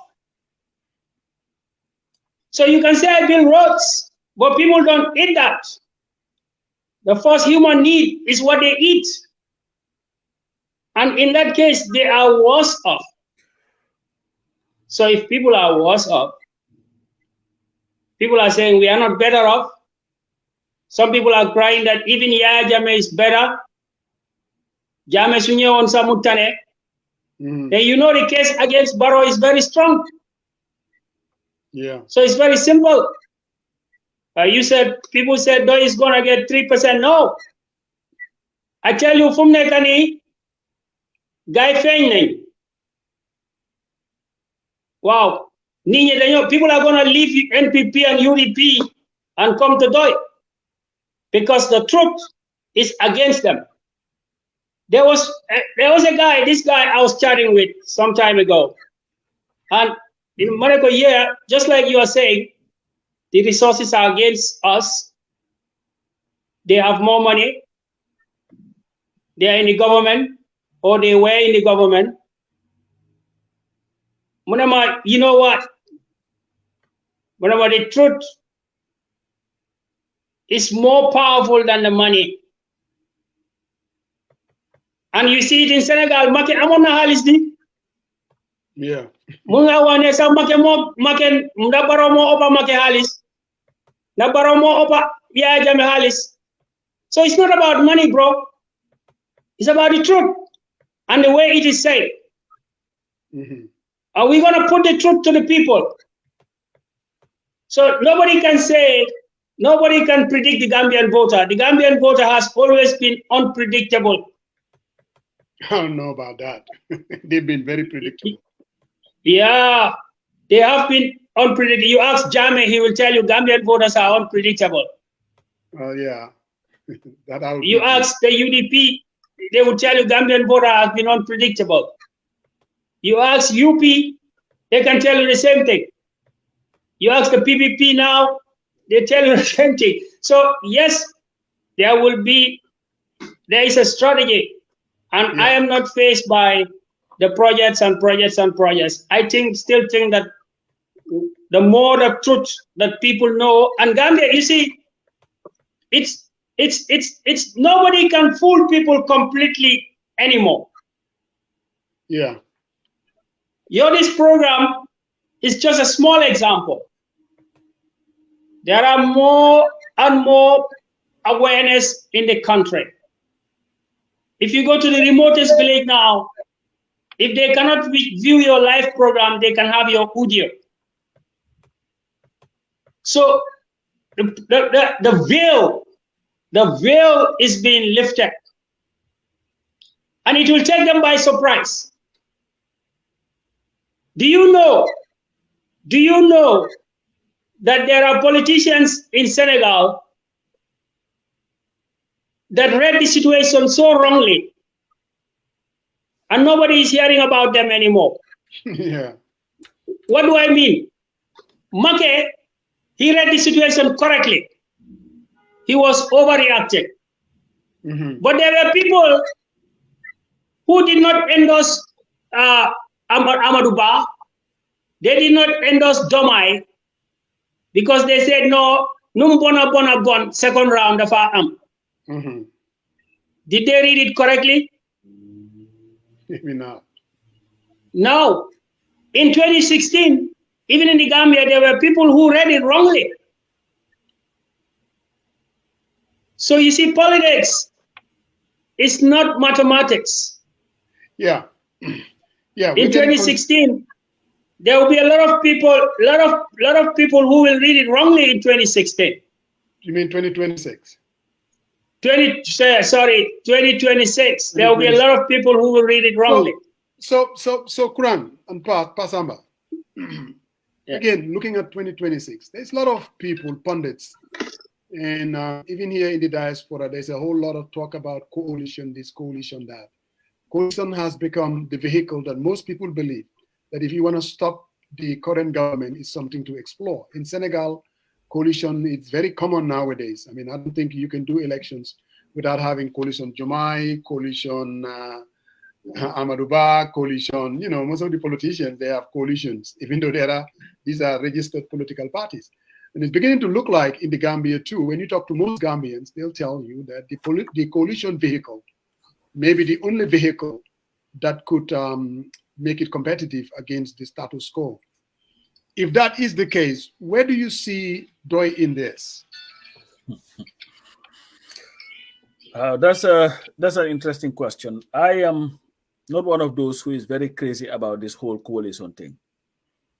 I believe that given our experiences over the years, that we have to be very, very mindful, you know, because at the end of the day, changing a government, but changing it for what? Now, Barrow, sorry, Pastor. What's his name again? What's his name? Jammeh. Jammeh, yeah. And you see how difficult it was to even have a coalition against Jammeh with all the things that Jammeh was committing. There's a serious mistrust among politicians, and I believe that was amplified after coalition 2016. What I believe the focus should be is to have a constitution that would allow for a second round of voting, an entrenched term limit. And then when that happens, and you go to a second round, and somebody wants to support you based on whatever arrangements you have, that's fine. But Musa, this whole coalition talk, to me, political parties must be put to work. Don't just form your political party or declare I want to be a candidate just so that you will find your way in somebody's government. Musa, it has become a joke. All this run around, we need a coalition, coalition with whom? And for what, based on what? Yeah. Musa, listen, you know what we don't have? We do not have the time to continue to play with the lives of the Gambian people. I want Barrow gone. I want him gone yesterday. And I don't think he should run for a third term. I want that to happen. Right. But that is not going to, this is Pasamba speaking. That will not force me to enter into an agreement or whatever. A coalition of some sort. Yeah. With somebody who would turn out. Look at what happened to coalition 2016. Yeah. What did we fight going in there for? What did we end up with? Musa, everything. The coalition had a 12-point agenda through GOFA. You know what from that term limit? 50+1. Yeah, the self-perpetuating was at the heart of it. Where is that? Still around. The same coalition that won the elections. In fact, forgot all about all that as soon as they became the government. The government. So I don't have a problem with coalition, and there is a history, and people must know that. DOI is not in the business of supporting any political party. We are a political party. We have our agenda, we have our program. And if we are to engage in any coalition, it will be one based on policies, a program-led coalition. DOI is not interested in regime change. DOI is instead interested in substantive system change that would, for once, give the Gambian people their chance. So I'm not discouraging anybody. This is just me talking. People can do whatever they want to do, but I don't think the Gambian people should allow themselves to be fooled into this, oh, let's come together because we need to take this guy out. Before you know it, you're forming another coalition to take that guy out again. Let's solve our problems. Let's have a constitution that would at least give everybody. If Syrian wants to run, Musa wants to run, Kurang wants to run, everybody, let's go there and duke it out. Let the people decide. If you do not have enough people, it will be the best tool. And let those people come and tell us why you should support them. If you agree, you support it. If you don't, you sit it out. And the people will be giving them choice to vote. But look at what is happening. Barrow, how many people endorse Barrow? Where are all those political parties? They've been subsumed by the NPP. They are now pretty much technically the NPP. You have 19 political parties, but you cannot find them anywhere in the world. They are not anywhere. You cannot see them. They don't exist. They just exist in name. But they want to force you into a coalition, and then you sit and wait. While the Gambian people are suffering, they're going through all this. You don't want to talk. You don't want to do anything. But election comes, you want to come and declare yourself, I am the best independent candidate. Come and support me so that I can win. You have to get your hands dirty. Yeah.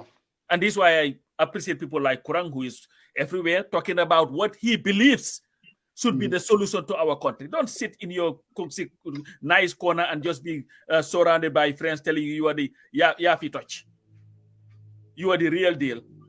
Let's go so that they will back you. It's a joke. Yeah, that's a hell of an answer, and I don't usually say that to you.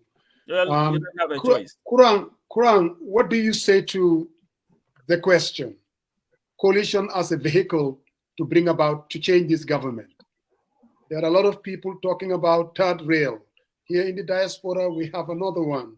They're talking about coalition. Back home, what's his name again? Lawyer Martin is talking about a coalition as well. I mean, what is DOI's position? Maybe, or what do you think DOI's position should be as far as a coalition as a vehicle for change? You know, I cannot say more eloquently than my senior comrade had put it when he said, I'm not crazy about coalition. Because most of the people, they tell you coalition. And when you tell them, so how do we avoid the trap that we found ourselves in 2016-17? They have no answer. So we all know that the answer was, let us all fight together, put pressure on our parliamentarians for this country to have a 50+1, as somebody said. Yes. But right now, there is no MP out there or block of MPs with some substantial power that is trying to push that, knowing that it will form the most fundamental tenet of our democracy. Nobody is talking about why Sanneh died, and we need to continue his legacy. Electoral reforms. They're just telling you this trap. They're setting this trap up for people. Let's have a coalition. Because they know,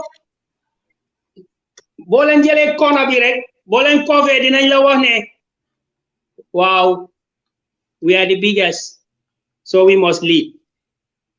Or this guy is that he must lead. But everybody know you will not be, without a 50+1, you will never be able to avoid the trap that we find ourselves in 3 years just now. Now, that's why I said at the beginning, I said Gambia It's a winner takes all part. It's a winner takes all politics. So la so money gadi help. Gayange so la sola. That's winner takes all. So we most likely, if you cannot answer that question, how do we avoid the trap of 3 years shot now? There is no scientific answer to it because it becomes a circle. So now, what is wrong? What we have, what the dominant political players gave us since 2017 is this simple majority. And you see, Gambians, most people don't understand simple majority. Simple majority simply means everybody is an enemy of everybody. We have to fight. Among opposition, among ruling government. Because sumala baye nga romba, mandama lose yaw danga jël. Ninga bule ita bital entitita. So that is what we have. Yes, nobody will say no, let's not talk coalition. I think everybody will talk. Everybody is willing to talk. I believe every reasonable person would like to talk. I don't think any human being in politics would refuse to talk. But you have to be realistic and you have to foresee what is coming. Yeah. Some people are still talking about how did Adam Barrow get elected. Even that process, apart from the 3 years job now, the voting system that led to the election of Adam Barrow as flag bearer, everybody knows that there is the problem. I'm not fault. Yeah. So there are fundamental problems. You have made with the constitution as it is, you cannot avoid it. We're gonna remain as winner takes all. So the UDP and the NPP and all the other parties must know that when you design a system that remains winner takes all, you make coalition difficult. And when that is the case, we have to go out there, all right, and fight it out.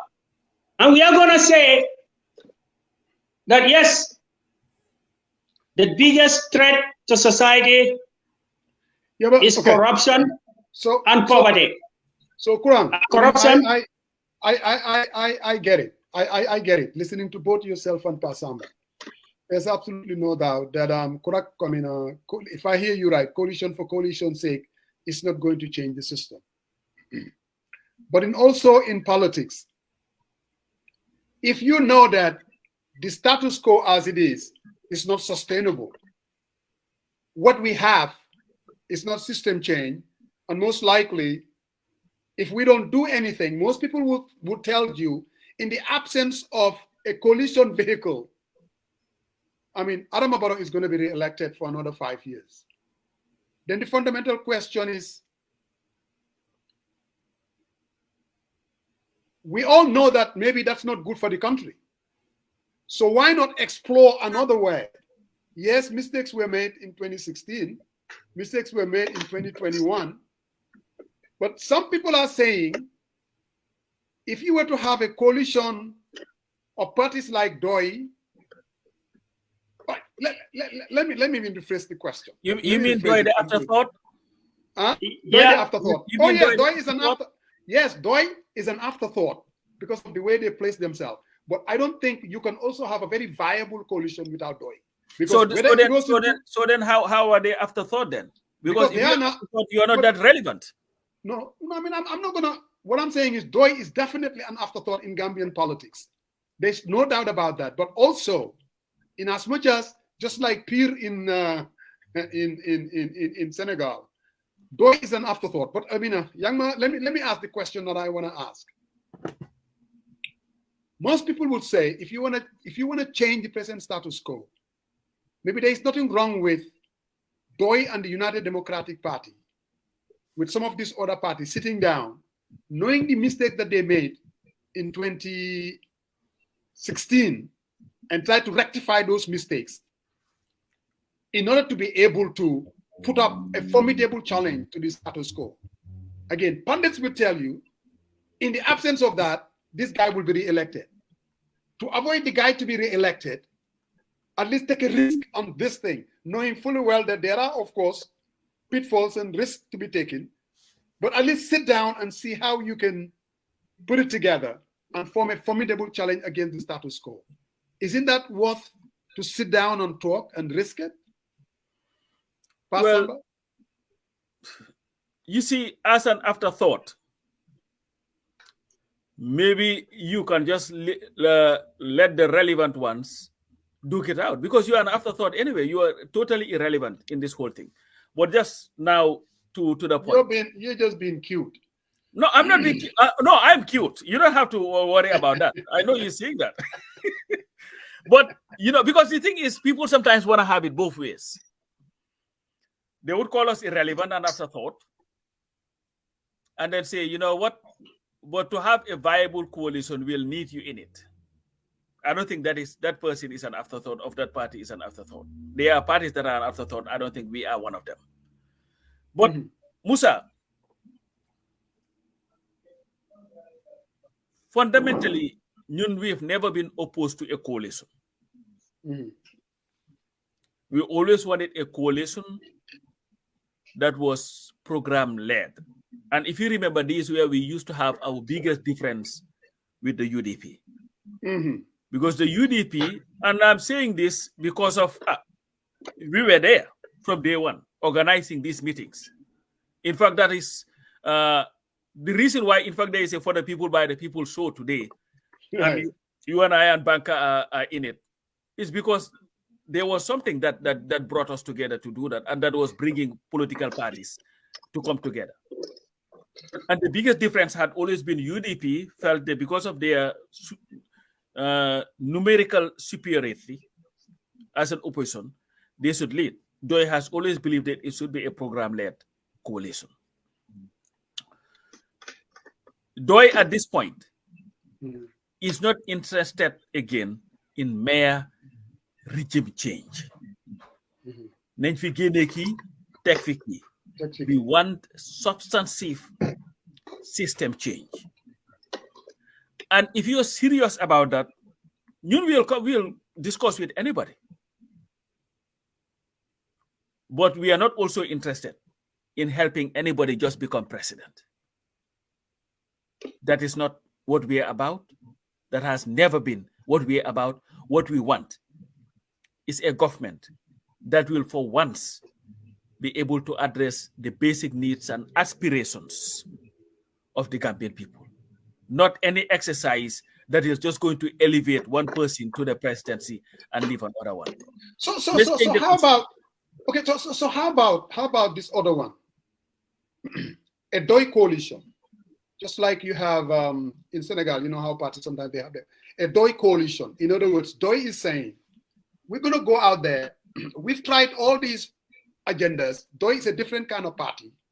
We want to form a coalition with parties. We will sit down and then we'll put out the program that you're talking about, a program-led, and reach out to all the parties that we are forming a DOI coalition to change the present status quo. Is that something that DOI is willing to do? In other words, invite parties and say, hey, this is our, like the Senegalese pastor would say, this is our project.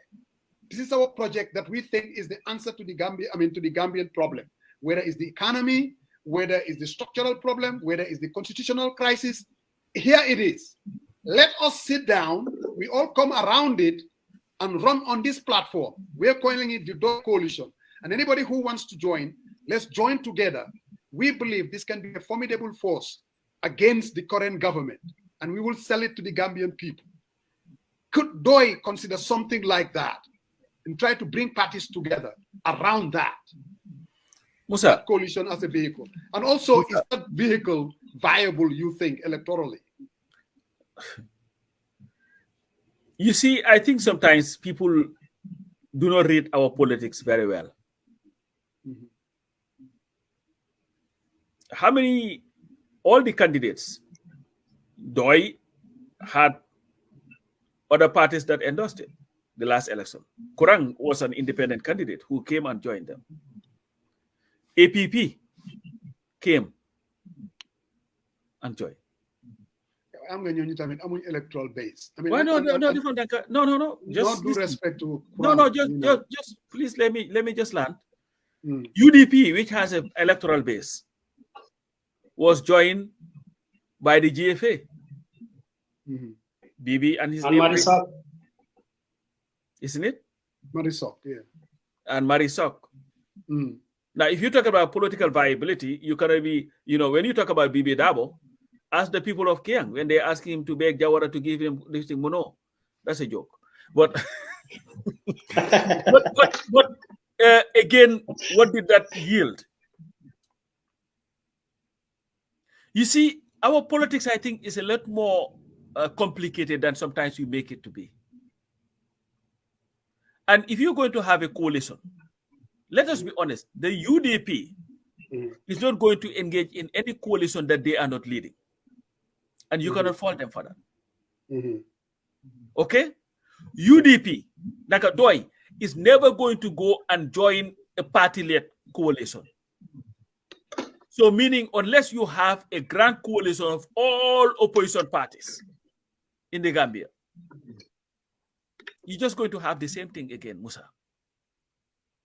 The people that are talking about forming a coalition without the UDPs, whatever, put their number at, whether it is 27% to 35% or 38%, those people are never going to leave. You cannot win an election without them in the opposition if you're forming a coalition. So if you don't say think it's possible to form a coalition with them either. But if you're forming a coalition, you have to join them. They would have to lead it. It's going to be a UDP-led coalition. I don't see the UDP ever going again to a program-led coalition like we did 2016. Let's just be fair. We're all in the politics. So we have to be realistic. Yeah, I don't think so. So this either. whole notion of non-form opposition, non-form leading, you cannot form one without the UDP, party-led, and you're not going to have DOI join a party-led coalition. And it doesn't matter whether it is. And you don't, sorry, I want what's his name to chime in too. And you don't think that DOI could form a coalition outside of NPP and UDP and it can be formidable. In other words, let me just play the devil's advocate here again. If DOI were to come, I'm just talking looking about for a coalition that is formidable, a coalition that's going to win. Well, I mean, because formidable would lead to winning. I mean, if you're not viable, then obviously you have. You are the political strategist, Finney. That's what I'm saying. No, you are the self-appointed political strategist. But please believe me, this one is serious though. No, it's serious. Are you suggesting that? I'm asking the questions. Okay. What I'm saying is, can DOI form a coalition outside of the NP? Because you said UDP will not form a coalition without them leading. I get that. Believe me, I've been around for a minute. and obviously DOI doesn't want to form a coalition with NPP. So what I'm suggesting is it possible for DOI to form a coalition with other parties? Let's say you ask me who, with the NP, with the GDC, with GFA, Gambia for All, with Esam by Fal, the NPP, and all this, and there are 19 other parties that are briefcase parties that are out there, and for them to come together and say, okay, we are the coalition for change, and this is what our program is to change Gambia. Do you think that is something that can be viable, or is it just a waste of time, Mr. Kurang? Well, I think, like Coach Pass Samba said, we have seen DOI in the past election 2021 go into a coalition with credible partners. And I think that trend is going to continue. Because what I always say is what is 2026 is going to be about. 2026 is about the truth and the falsehood.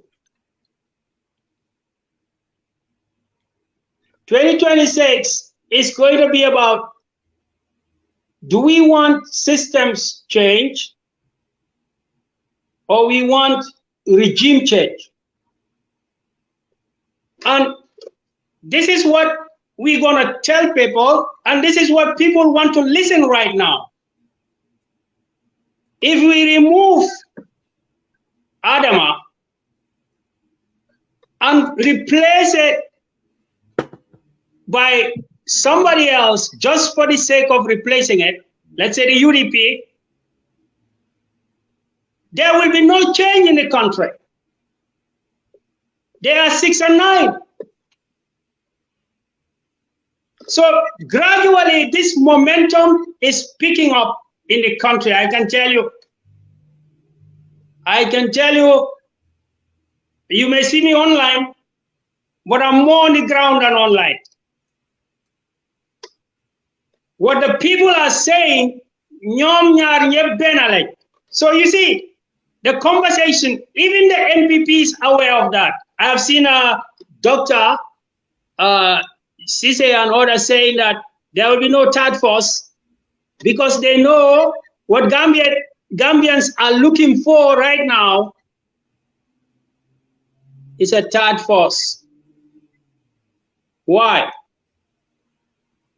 Because Barrow's government has failed for one simple reason.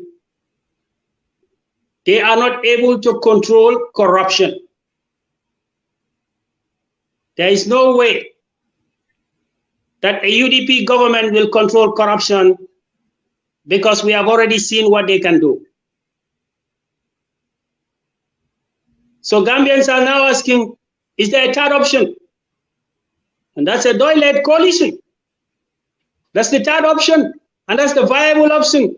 And that is the option that will bring systems change. So take my word to the bank. So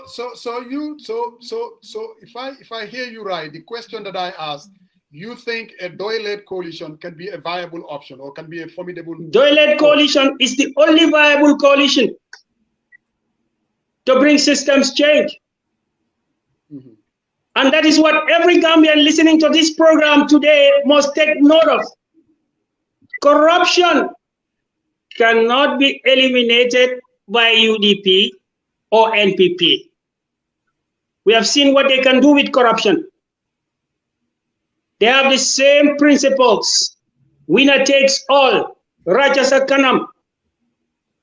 A DOI-led coalition based on sound principles of governance is the only third option that is left, and that's what Gambians are asking for. Take my word to the bank. That's going to be the talk. That's going to be the issue. That's going towards 2026. It may sound very remote to you now, but so long as the man in Farafenye, in Jabakunda, in Baribu Salikenye, Yalonde ko nyimmo fulolu nyimpati fulolu ibekile nyomnya benale. They cannot, you will never have systems change. So the only option that is left is DOI-led coalition. Simple and straightforward, bro. I hear you. Brother Sariam. So Most, we're getting yes. we're kind of getting close to it's almost Some people have to go and play soccer, you know. yeah. Okay. So Sariam, Thank you. You can have the last question. Yeah, no problem. Thank you, Alhagie, and for that comparison.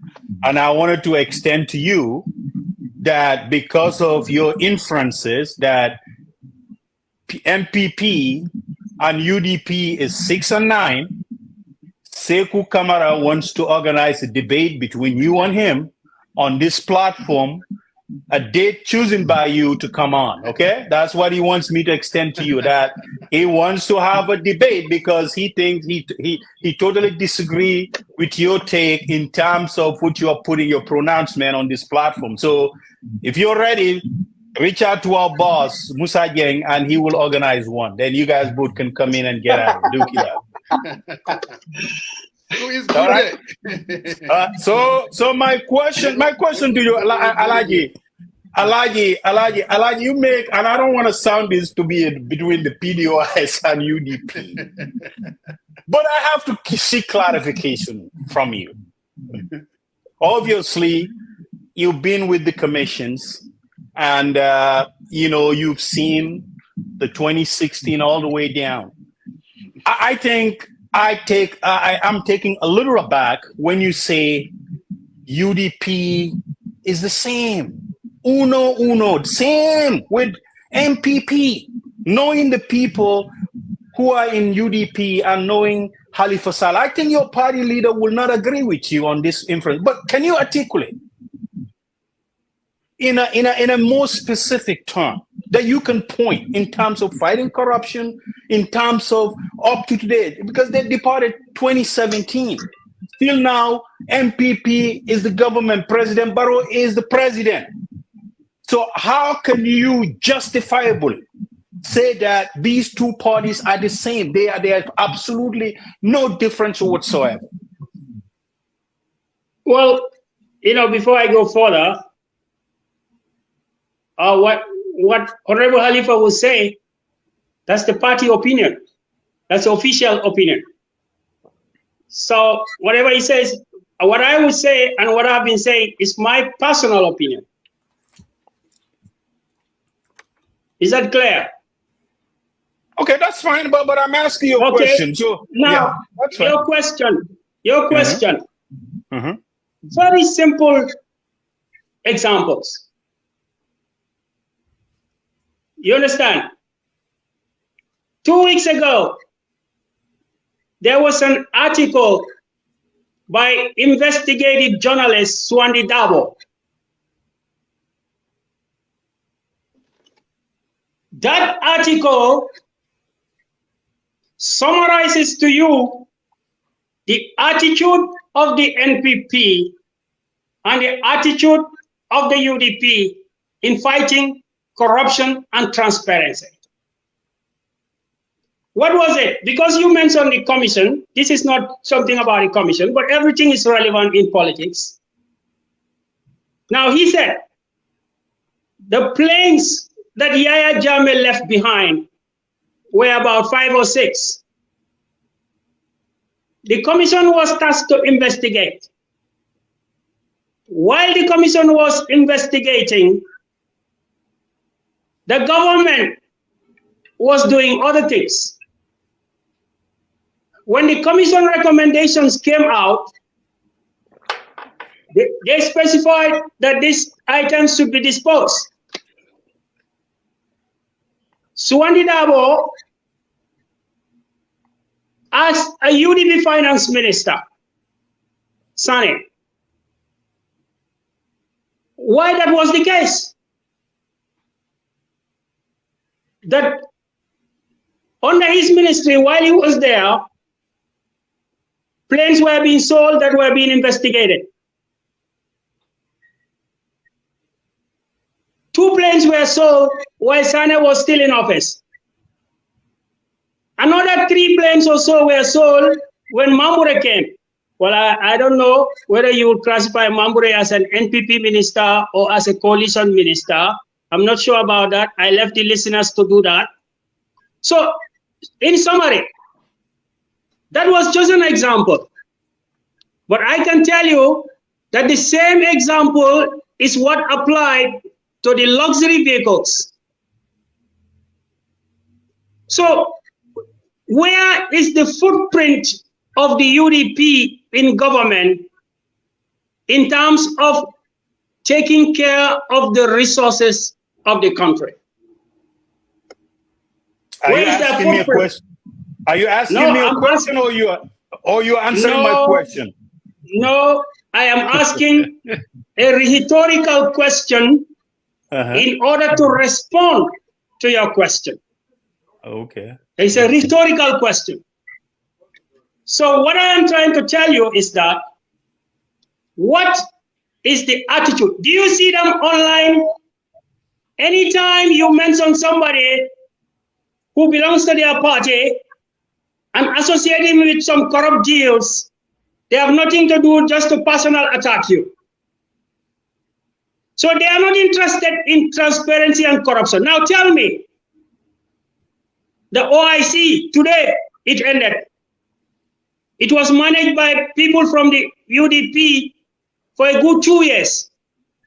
Now, if you put in a UDP government in 2026,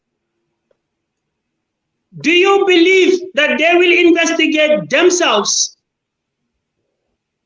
on those activities which happened under their watch, under their execution? I can go on and on and on and on, but that is for another day. So what I am telling you in summary, the UDP, you only talk about corruption after they left the government. When they were in the government, they did not raise a single voice against corruption because they were part of it. Nobody in this country, right, will come before me and give me material evidence on evidence or example of an example of how they fight corruption that is different from what Adama Barrow is doing. So when I say they are 6 and 9, when I say they are 6 and 9, I am telling the Gambian people, be careful, because if you want regime change, go to UDP. If you want systems change, you have to look at a DOI-led coalition.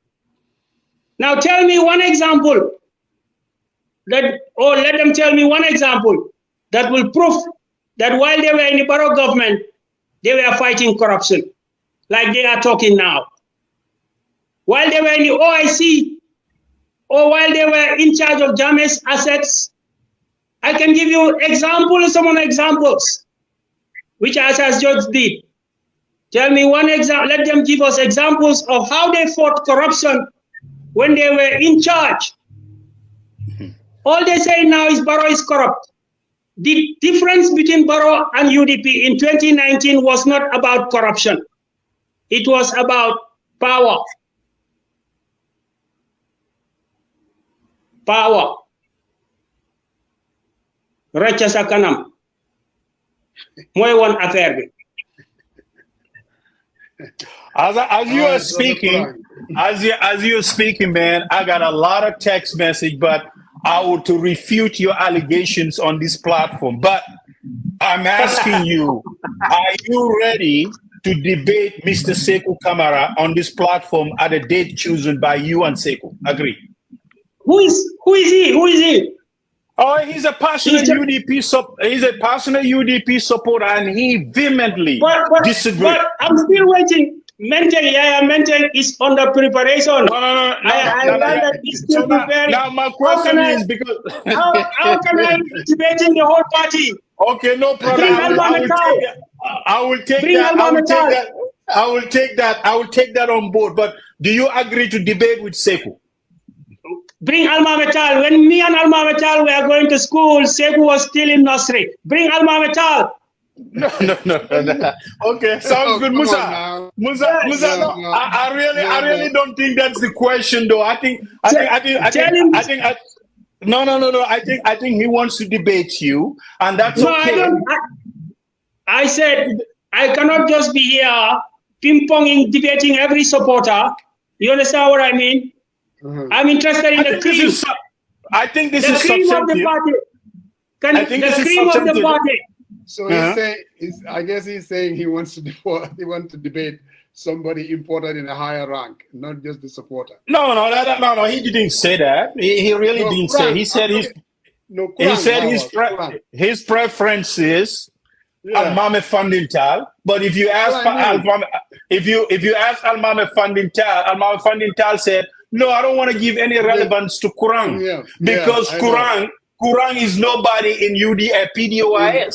So I will let him debate with the guy. So it goes both ways, right? So what I'm asking is, since you want to debate Menteng didn't work out, are you willing to debate Sekou Kamara because he wants to debate you? Oh, he just left. I think that is Musa. No? Sir, there was something I wanted to correct you on. Clarify. Correct me. Yeah. Yes, because earlier you had mentioned about the OIC meeting that there were a lot of BS, false information about the planes being parked in Senegal. And this came not from individuals, it came from the OIC itself. The chief executive officer told the media that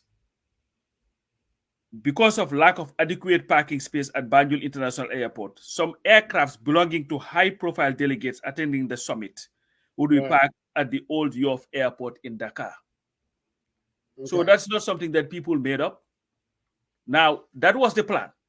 But it so happened that not the amount of leaders that they were expecting did not come. But if those leaders were all to be there, then definitely they would have used that guy text them logo to be the mafia. Okay, I got it. No. I just wanted to listen because because the OIC has come and tried to right. But they said right. So, but anyway. So maybe this is how you. Yeah, but anyway. No. I saw somebody. Dude. we know the fingerprints, you know. It is what it is. Actually, can send over because I saw Natamas did a post. Yeah, right. So I read it. If you go to Natamas page, it's there. Yeah, right. Yeah. Then I decided to go to Standard again to see the thing. No, honestly. Okay. No. You see here, this is Nata's post. That's why I'm reading it. So, man, I don't get people texting me. I don't see them. But anyway, it was a good one. And we want to thank Mr. Kurang. We want to thank Sulayman. We want to thank Kexx Sanneh. No doubt. It was you're not going to thank me. I mean, I'm gonna thank. I think Coach did a hell of a job today. I think you speak for Doi very well. I think so too. Absolutely, no doubt about that. I know the party. And one thing that is also missing, even we all talk about, because for me, when I said messaging of Doi, I'm talking about the channels that are being utilized, and that does not only go for the leadership too, even the support base. I think if there is one thing that UDP has become a very effective opposition party, it's because of the channeling of the messaging. You know what I mean? It's not only from the leadership, or even they're utilizing people that are out there, issue after issue after issue. Doi doesn't have that. Doi wait for a press. Doi wait for a press release 3 months after to talk about an issue. For the United Democratic Party, when an issue comes up, Lamin Mane is out there talking about it. What's his name again? The economist is out there. Larry Cisse is out there talking about it. Whatever the issue is, they would at least attack the government. I mean, attack is a strong word, or at least doing product differentiation and say, look, these people, they're giving you BS. Though it's not doing that. But you know what question I have though? Moi, I don't know whether you've noted the conspicuous absence of Almami Tal in the public space, because Almami used to be the spokesperson of the UDP, the go-to guy. But for some reason, even though he is still, Almami is still the spokesperson of the UDP. But man, I do believe though, when you're talking about the policies themselves, I mean, these people have become much more effective. Yes. You know, let's say Lamin Mane, for instance, when he goes out there, I mean, you're talking about, he knows what he's talking about. And I'm not saying Almami doesn't. I'm just saying that maybe this is just a shift in strategy. And when, let's say, for instance, it's something to deal with the economy, and this is where Larry Cisse would also come in. Now, I don't know. I think you don't have to agree with them, but I think what they're doing is very relevant, you know, and I think it's very effective. And that is why your party, they have become an afterthought. Seriously, you know because they are not out there. That's why they are not out there. No, out there. That's why when you are talking about your coalitions, just leave the afterthoughts out of it because they are not relevant. So Musa NPP here, CDC was here, as the administrative secretary of the NPP. I think he wants the second round, where what we are doing right now. That's what he wants. He wants Musa to reach out to his party leadership, at least to invite someone to come on the platform and talk about them. No, the person that we need is Sirinjai to come here and tell us about Guru Gumnonione and how is that going for him. Yeah. But coach, but Musa, I think you're onto something. I think for coach to annex PDOIS messaging, he's very, very effective on coffee time. I listened to coach and I started laughing in the morning when I listened to Coach Pasambajo getting at it at on Peter Gomez. But I think if he ties on current issues and tie on with what PDOI's vision is and talk on that platform, I think it would be very, very effective. In addition, Pasamba doesn't do that.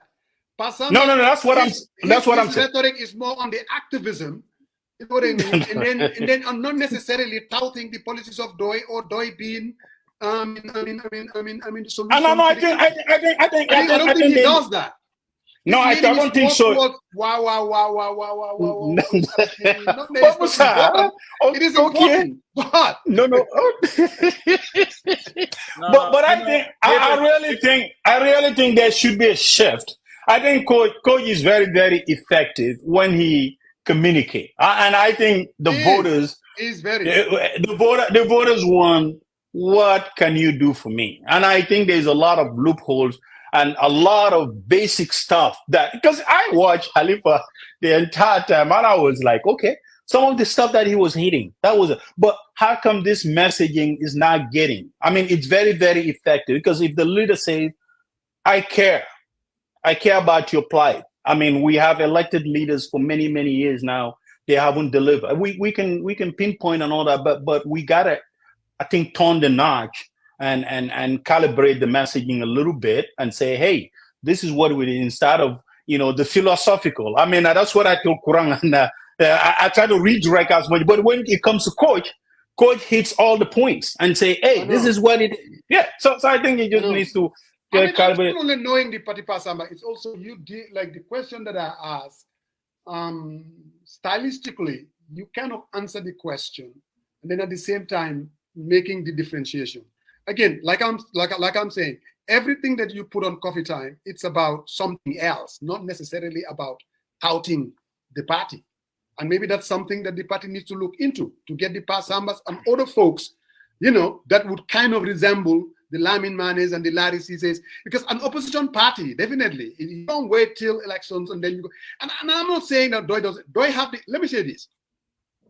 If you take DOI's messaging, and then it's always what I would call in the editorial of Fourier, that to me alone is not enough. You know what I mean?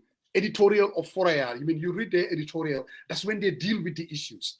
I don't think that is as effective as going out there having people. You remember Clinton? They used to have what we call the rapid response team. Paul Begala and what's his name? The political mercenary from Louisiana, the crazy guy. What's his name again? James Carville. An issue will come up. They're all over the networks. Rapid response. I mean, that's what a political party does. An issue come up, and don't say, oh, issue is too beneath us. We're not going to talk about it. Maybe the electorate, it's not beneath them. You know what I'm saying? Every little issue would matter to a political party. You come out there, you condemn, you attack the government, and then you tell them how you would have handled it. But if you kind of capitulate the political space to the United Democratic Party as the only effective opposition, you will continue to be an afterthought. Yeah, but coach doesn't do that. I'm not saying he does that. I'm talking about the party. Money. But why you going out screaming now? What are you doing?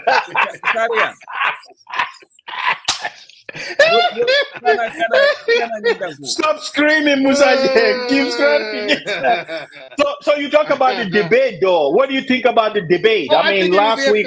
I think it'll be a fantastic debate. Yeah.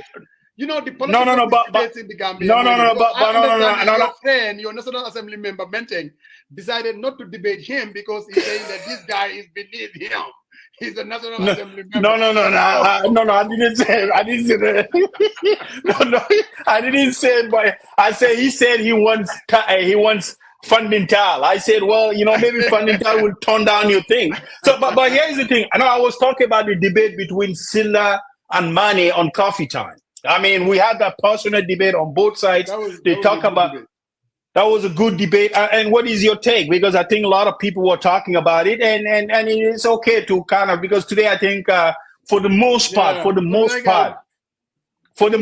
you've been very, very fair and independent so far. So I would see what. Well, for me, I was definitely looking forward to it.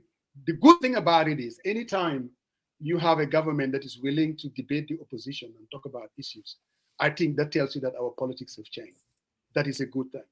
Unfortunately, I believe too that it could have been much more civil. You can go to a debate and kind of, disagree on policies, but it cannot, it really came down to be very, very uncivil. You could say that. Words were used that I thought, it was just totally unnecessary. In America here, sometimes the debates can be contentious, but when they try to keep it civil. That did not happen. They talked about issues and that were very important. I personally believe that they all did relatively well. How to call it? The minister, Silla, to be very honest, I thought that he was very knowledgeable of what he was talking about, especially being a new minister. He used to be on digital economy, and this is like his new ministry. I think he's done his homework. He really knows what he's talking about. Now, whether it's true or not, or there was a lot of spinning, in some issues. Let's say when we talk about the ferry issue, I think I was much more sympathetic to Lamin Mane, because what we all see is Jaharang. If you don't wait till all boat ferries went out of, that tells you that somebody is not managing. Somebody dropped the ball. So when it comes to that issue, I do. When it comes to the asset recycling, I'm much more sympathetic to Silla. I seriously believe $100 million right now can be channeled in a much more effective fashion. All right. When you talk about the other issue, I guess, was whether the roads, whether the funds are fairly, again, that one too. I'm much more sympathetic to Lamin Mane based on the answers that Ibrahim were given. So it was good. I wish it was very civil, much more civil, and just debate the issues and help, because sometimes we don't have the information. You know what I mean? Unless one is kind of partisan or leaning in one way or another. But generally, I think it was a good thing. And I hope that we will continue to have these kind of debates and talking about issues. Okay. Really. Yeah. How about you? And I think that based on what you said is Lamin got 2 and Ibrahim got 1. So 2-1, I guess. That's what your final analysis. No. I'm talking about you. No. Stop waffling. I want to hear the person who is waffling. Is your boy here? As you said, I think, and that stems from when we had the minister here, Ibrahima, and some of the answers that he gave. And you remember one of the pushbacks I did was when we were talking about the OIC roads, the turnaround or whatever. What did they call it? The how do they call the roundabout? The roundabout, but they call it another flyovers. They talk about flyovers. So he was very saying, they hate. I say, Ibrahima, it's not about hate. Everything you take it as opposition. Some of these things are very, very, very constructive, right? So I think yes. I think, as you said, it could have been civil, but I think as a minister, when you come in. And some of the explanation, as I said, I'm very, very skeptical when he comes to OIC. Peter did an effective job redirecting, making sure he answered the questions. As far as but he was very knowledgeable, though. You have to give him that. Yeah. Well, maybe Musa, to some aspect, when it comes to project management methodology, he was off ramp because he's saying that they don't know how much they spend. These roads are capital projects, right? There are several of these projects done in the past. There is a lot of estimate, historical type, paramedic estimates, all that stuff. They could have done that to drive to how much, because how much are you going to tell the constructor or the guy who is going to construct those roads and you're seeking those funds to meet your demand, how can you not know how much you need to spend? And you're talking about inflation and all that. You factor those things. That's why you bring the finance department when you sit on these projects and discuss it for the long term, right? So as you can see, I agree with your take too. I mean, some of the areas like assets recycling, I think, it's nothing more than you have an equity on your investment and you want to take some cash out to redirect it to other priorities. I think it's okay, right? I think if we do most of that stuff, maybe we're not going to get into a debt of 110 billion within the next 7 years, right? So I agree. But the ferries and all that, it was much different. And I think I gotta go. I wish we have more time to really deal with this. Oh, now I'm making my point. Then you gotta go. I'm trying to rebuttal, and then you're going down. No. Now I'm giving you a hat. I'm giving you a hat. I'm just giving you a hat. Seriously, I think it's an important thing. I just hope that we continue to do that. That other ministers would also step up, like Silla did. To go out. Okay, well, try to work on your party and try to reach out to your party leader, Ahmad Ba. Let them handpick someone from MPP that can come here and sell the agenda. We're not asking for 5 million. We are asking for free airtime. That's all we're asking. All right.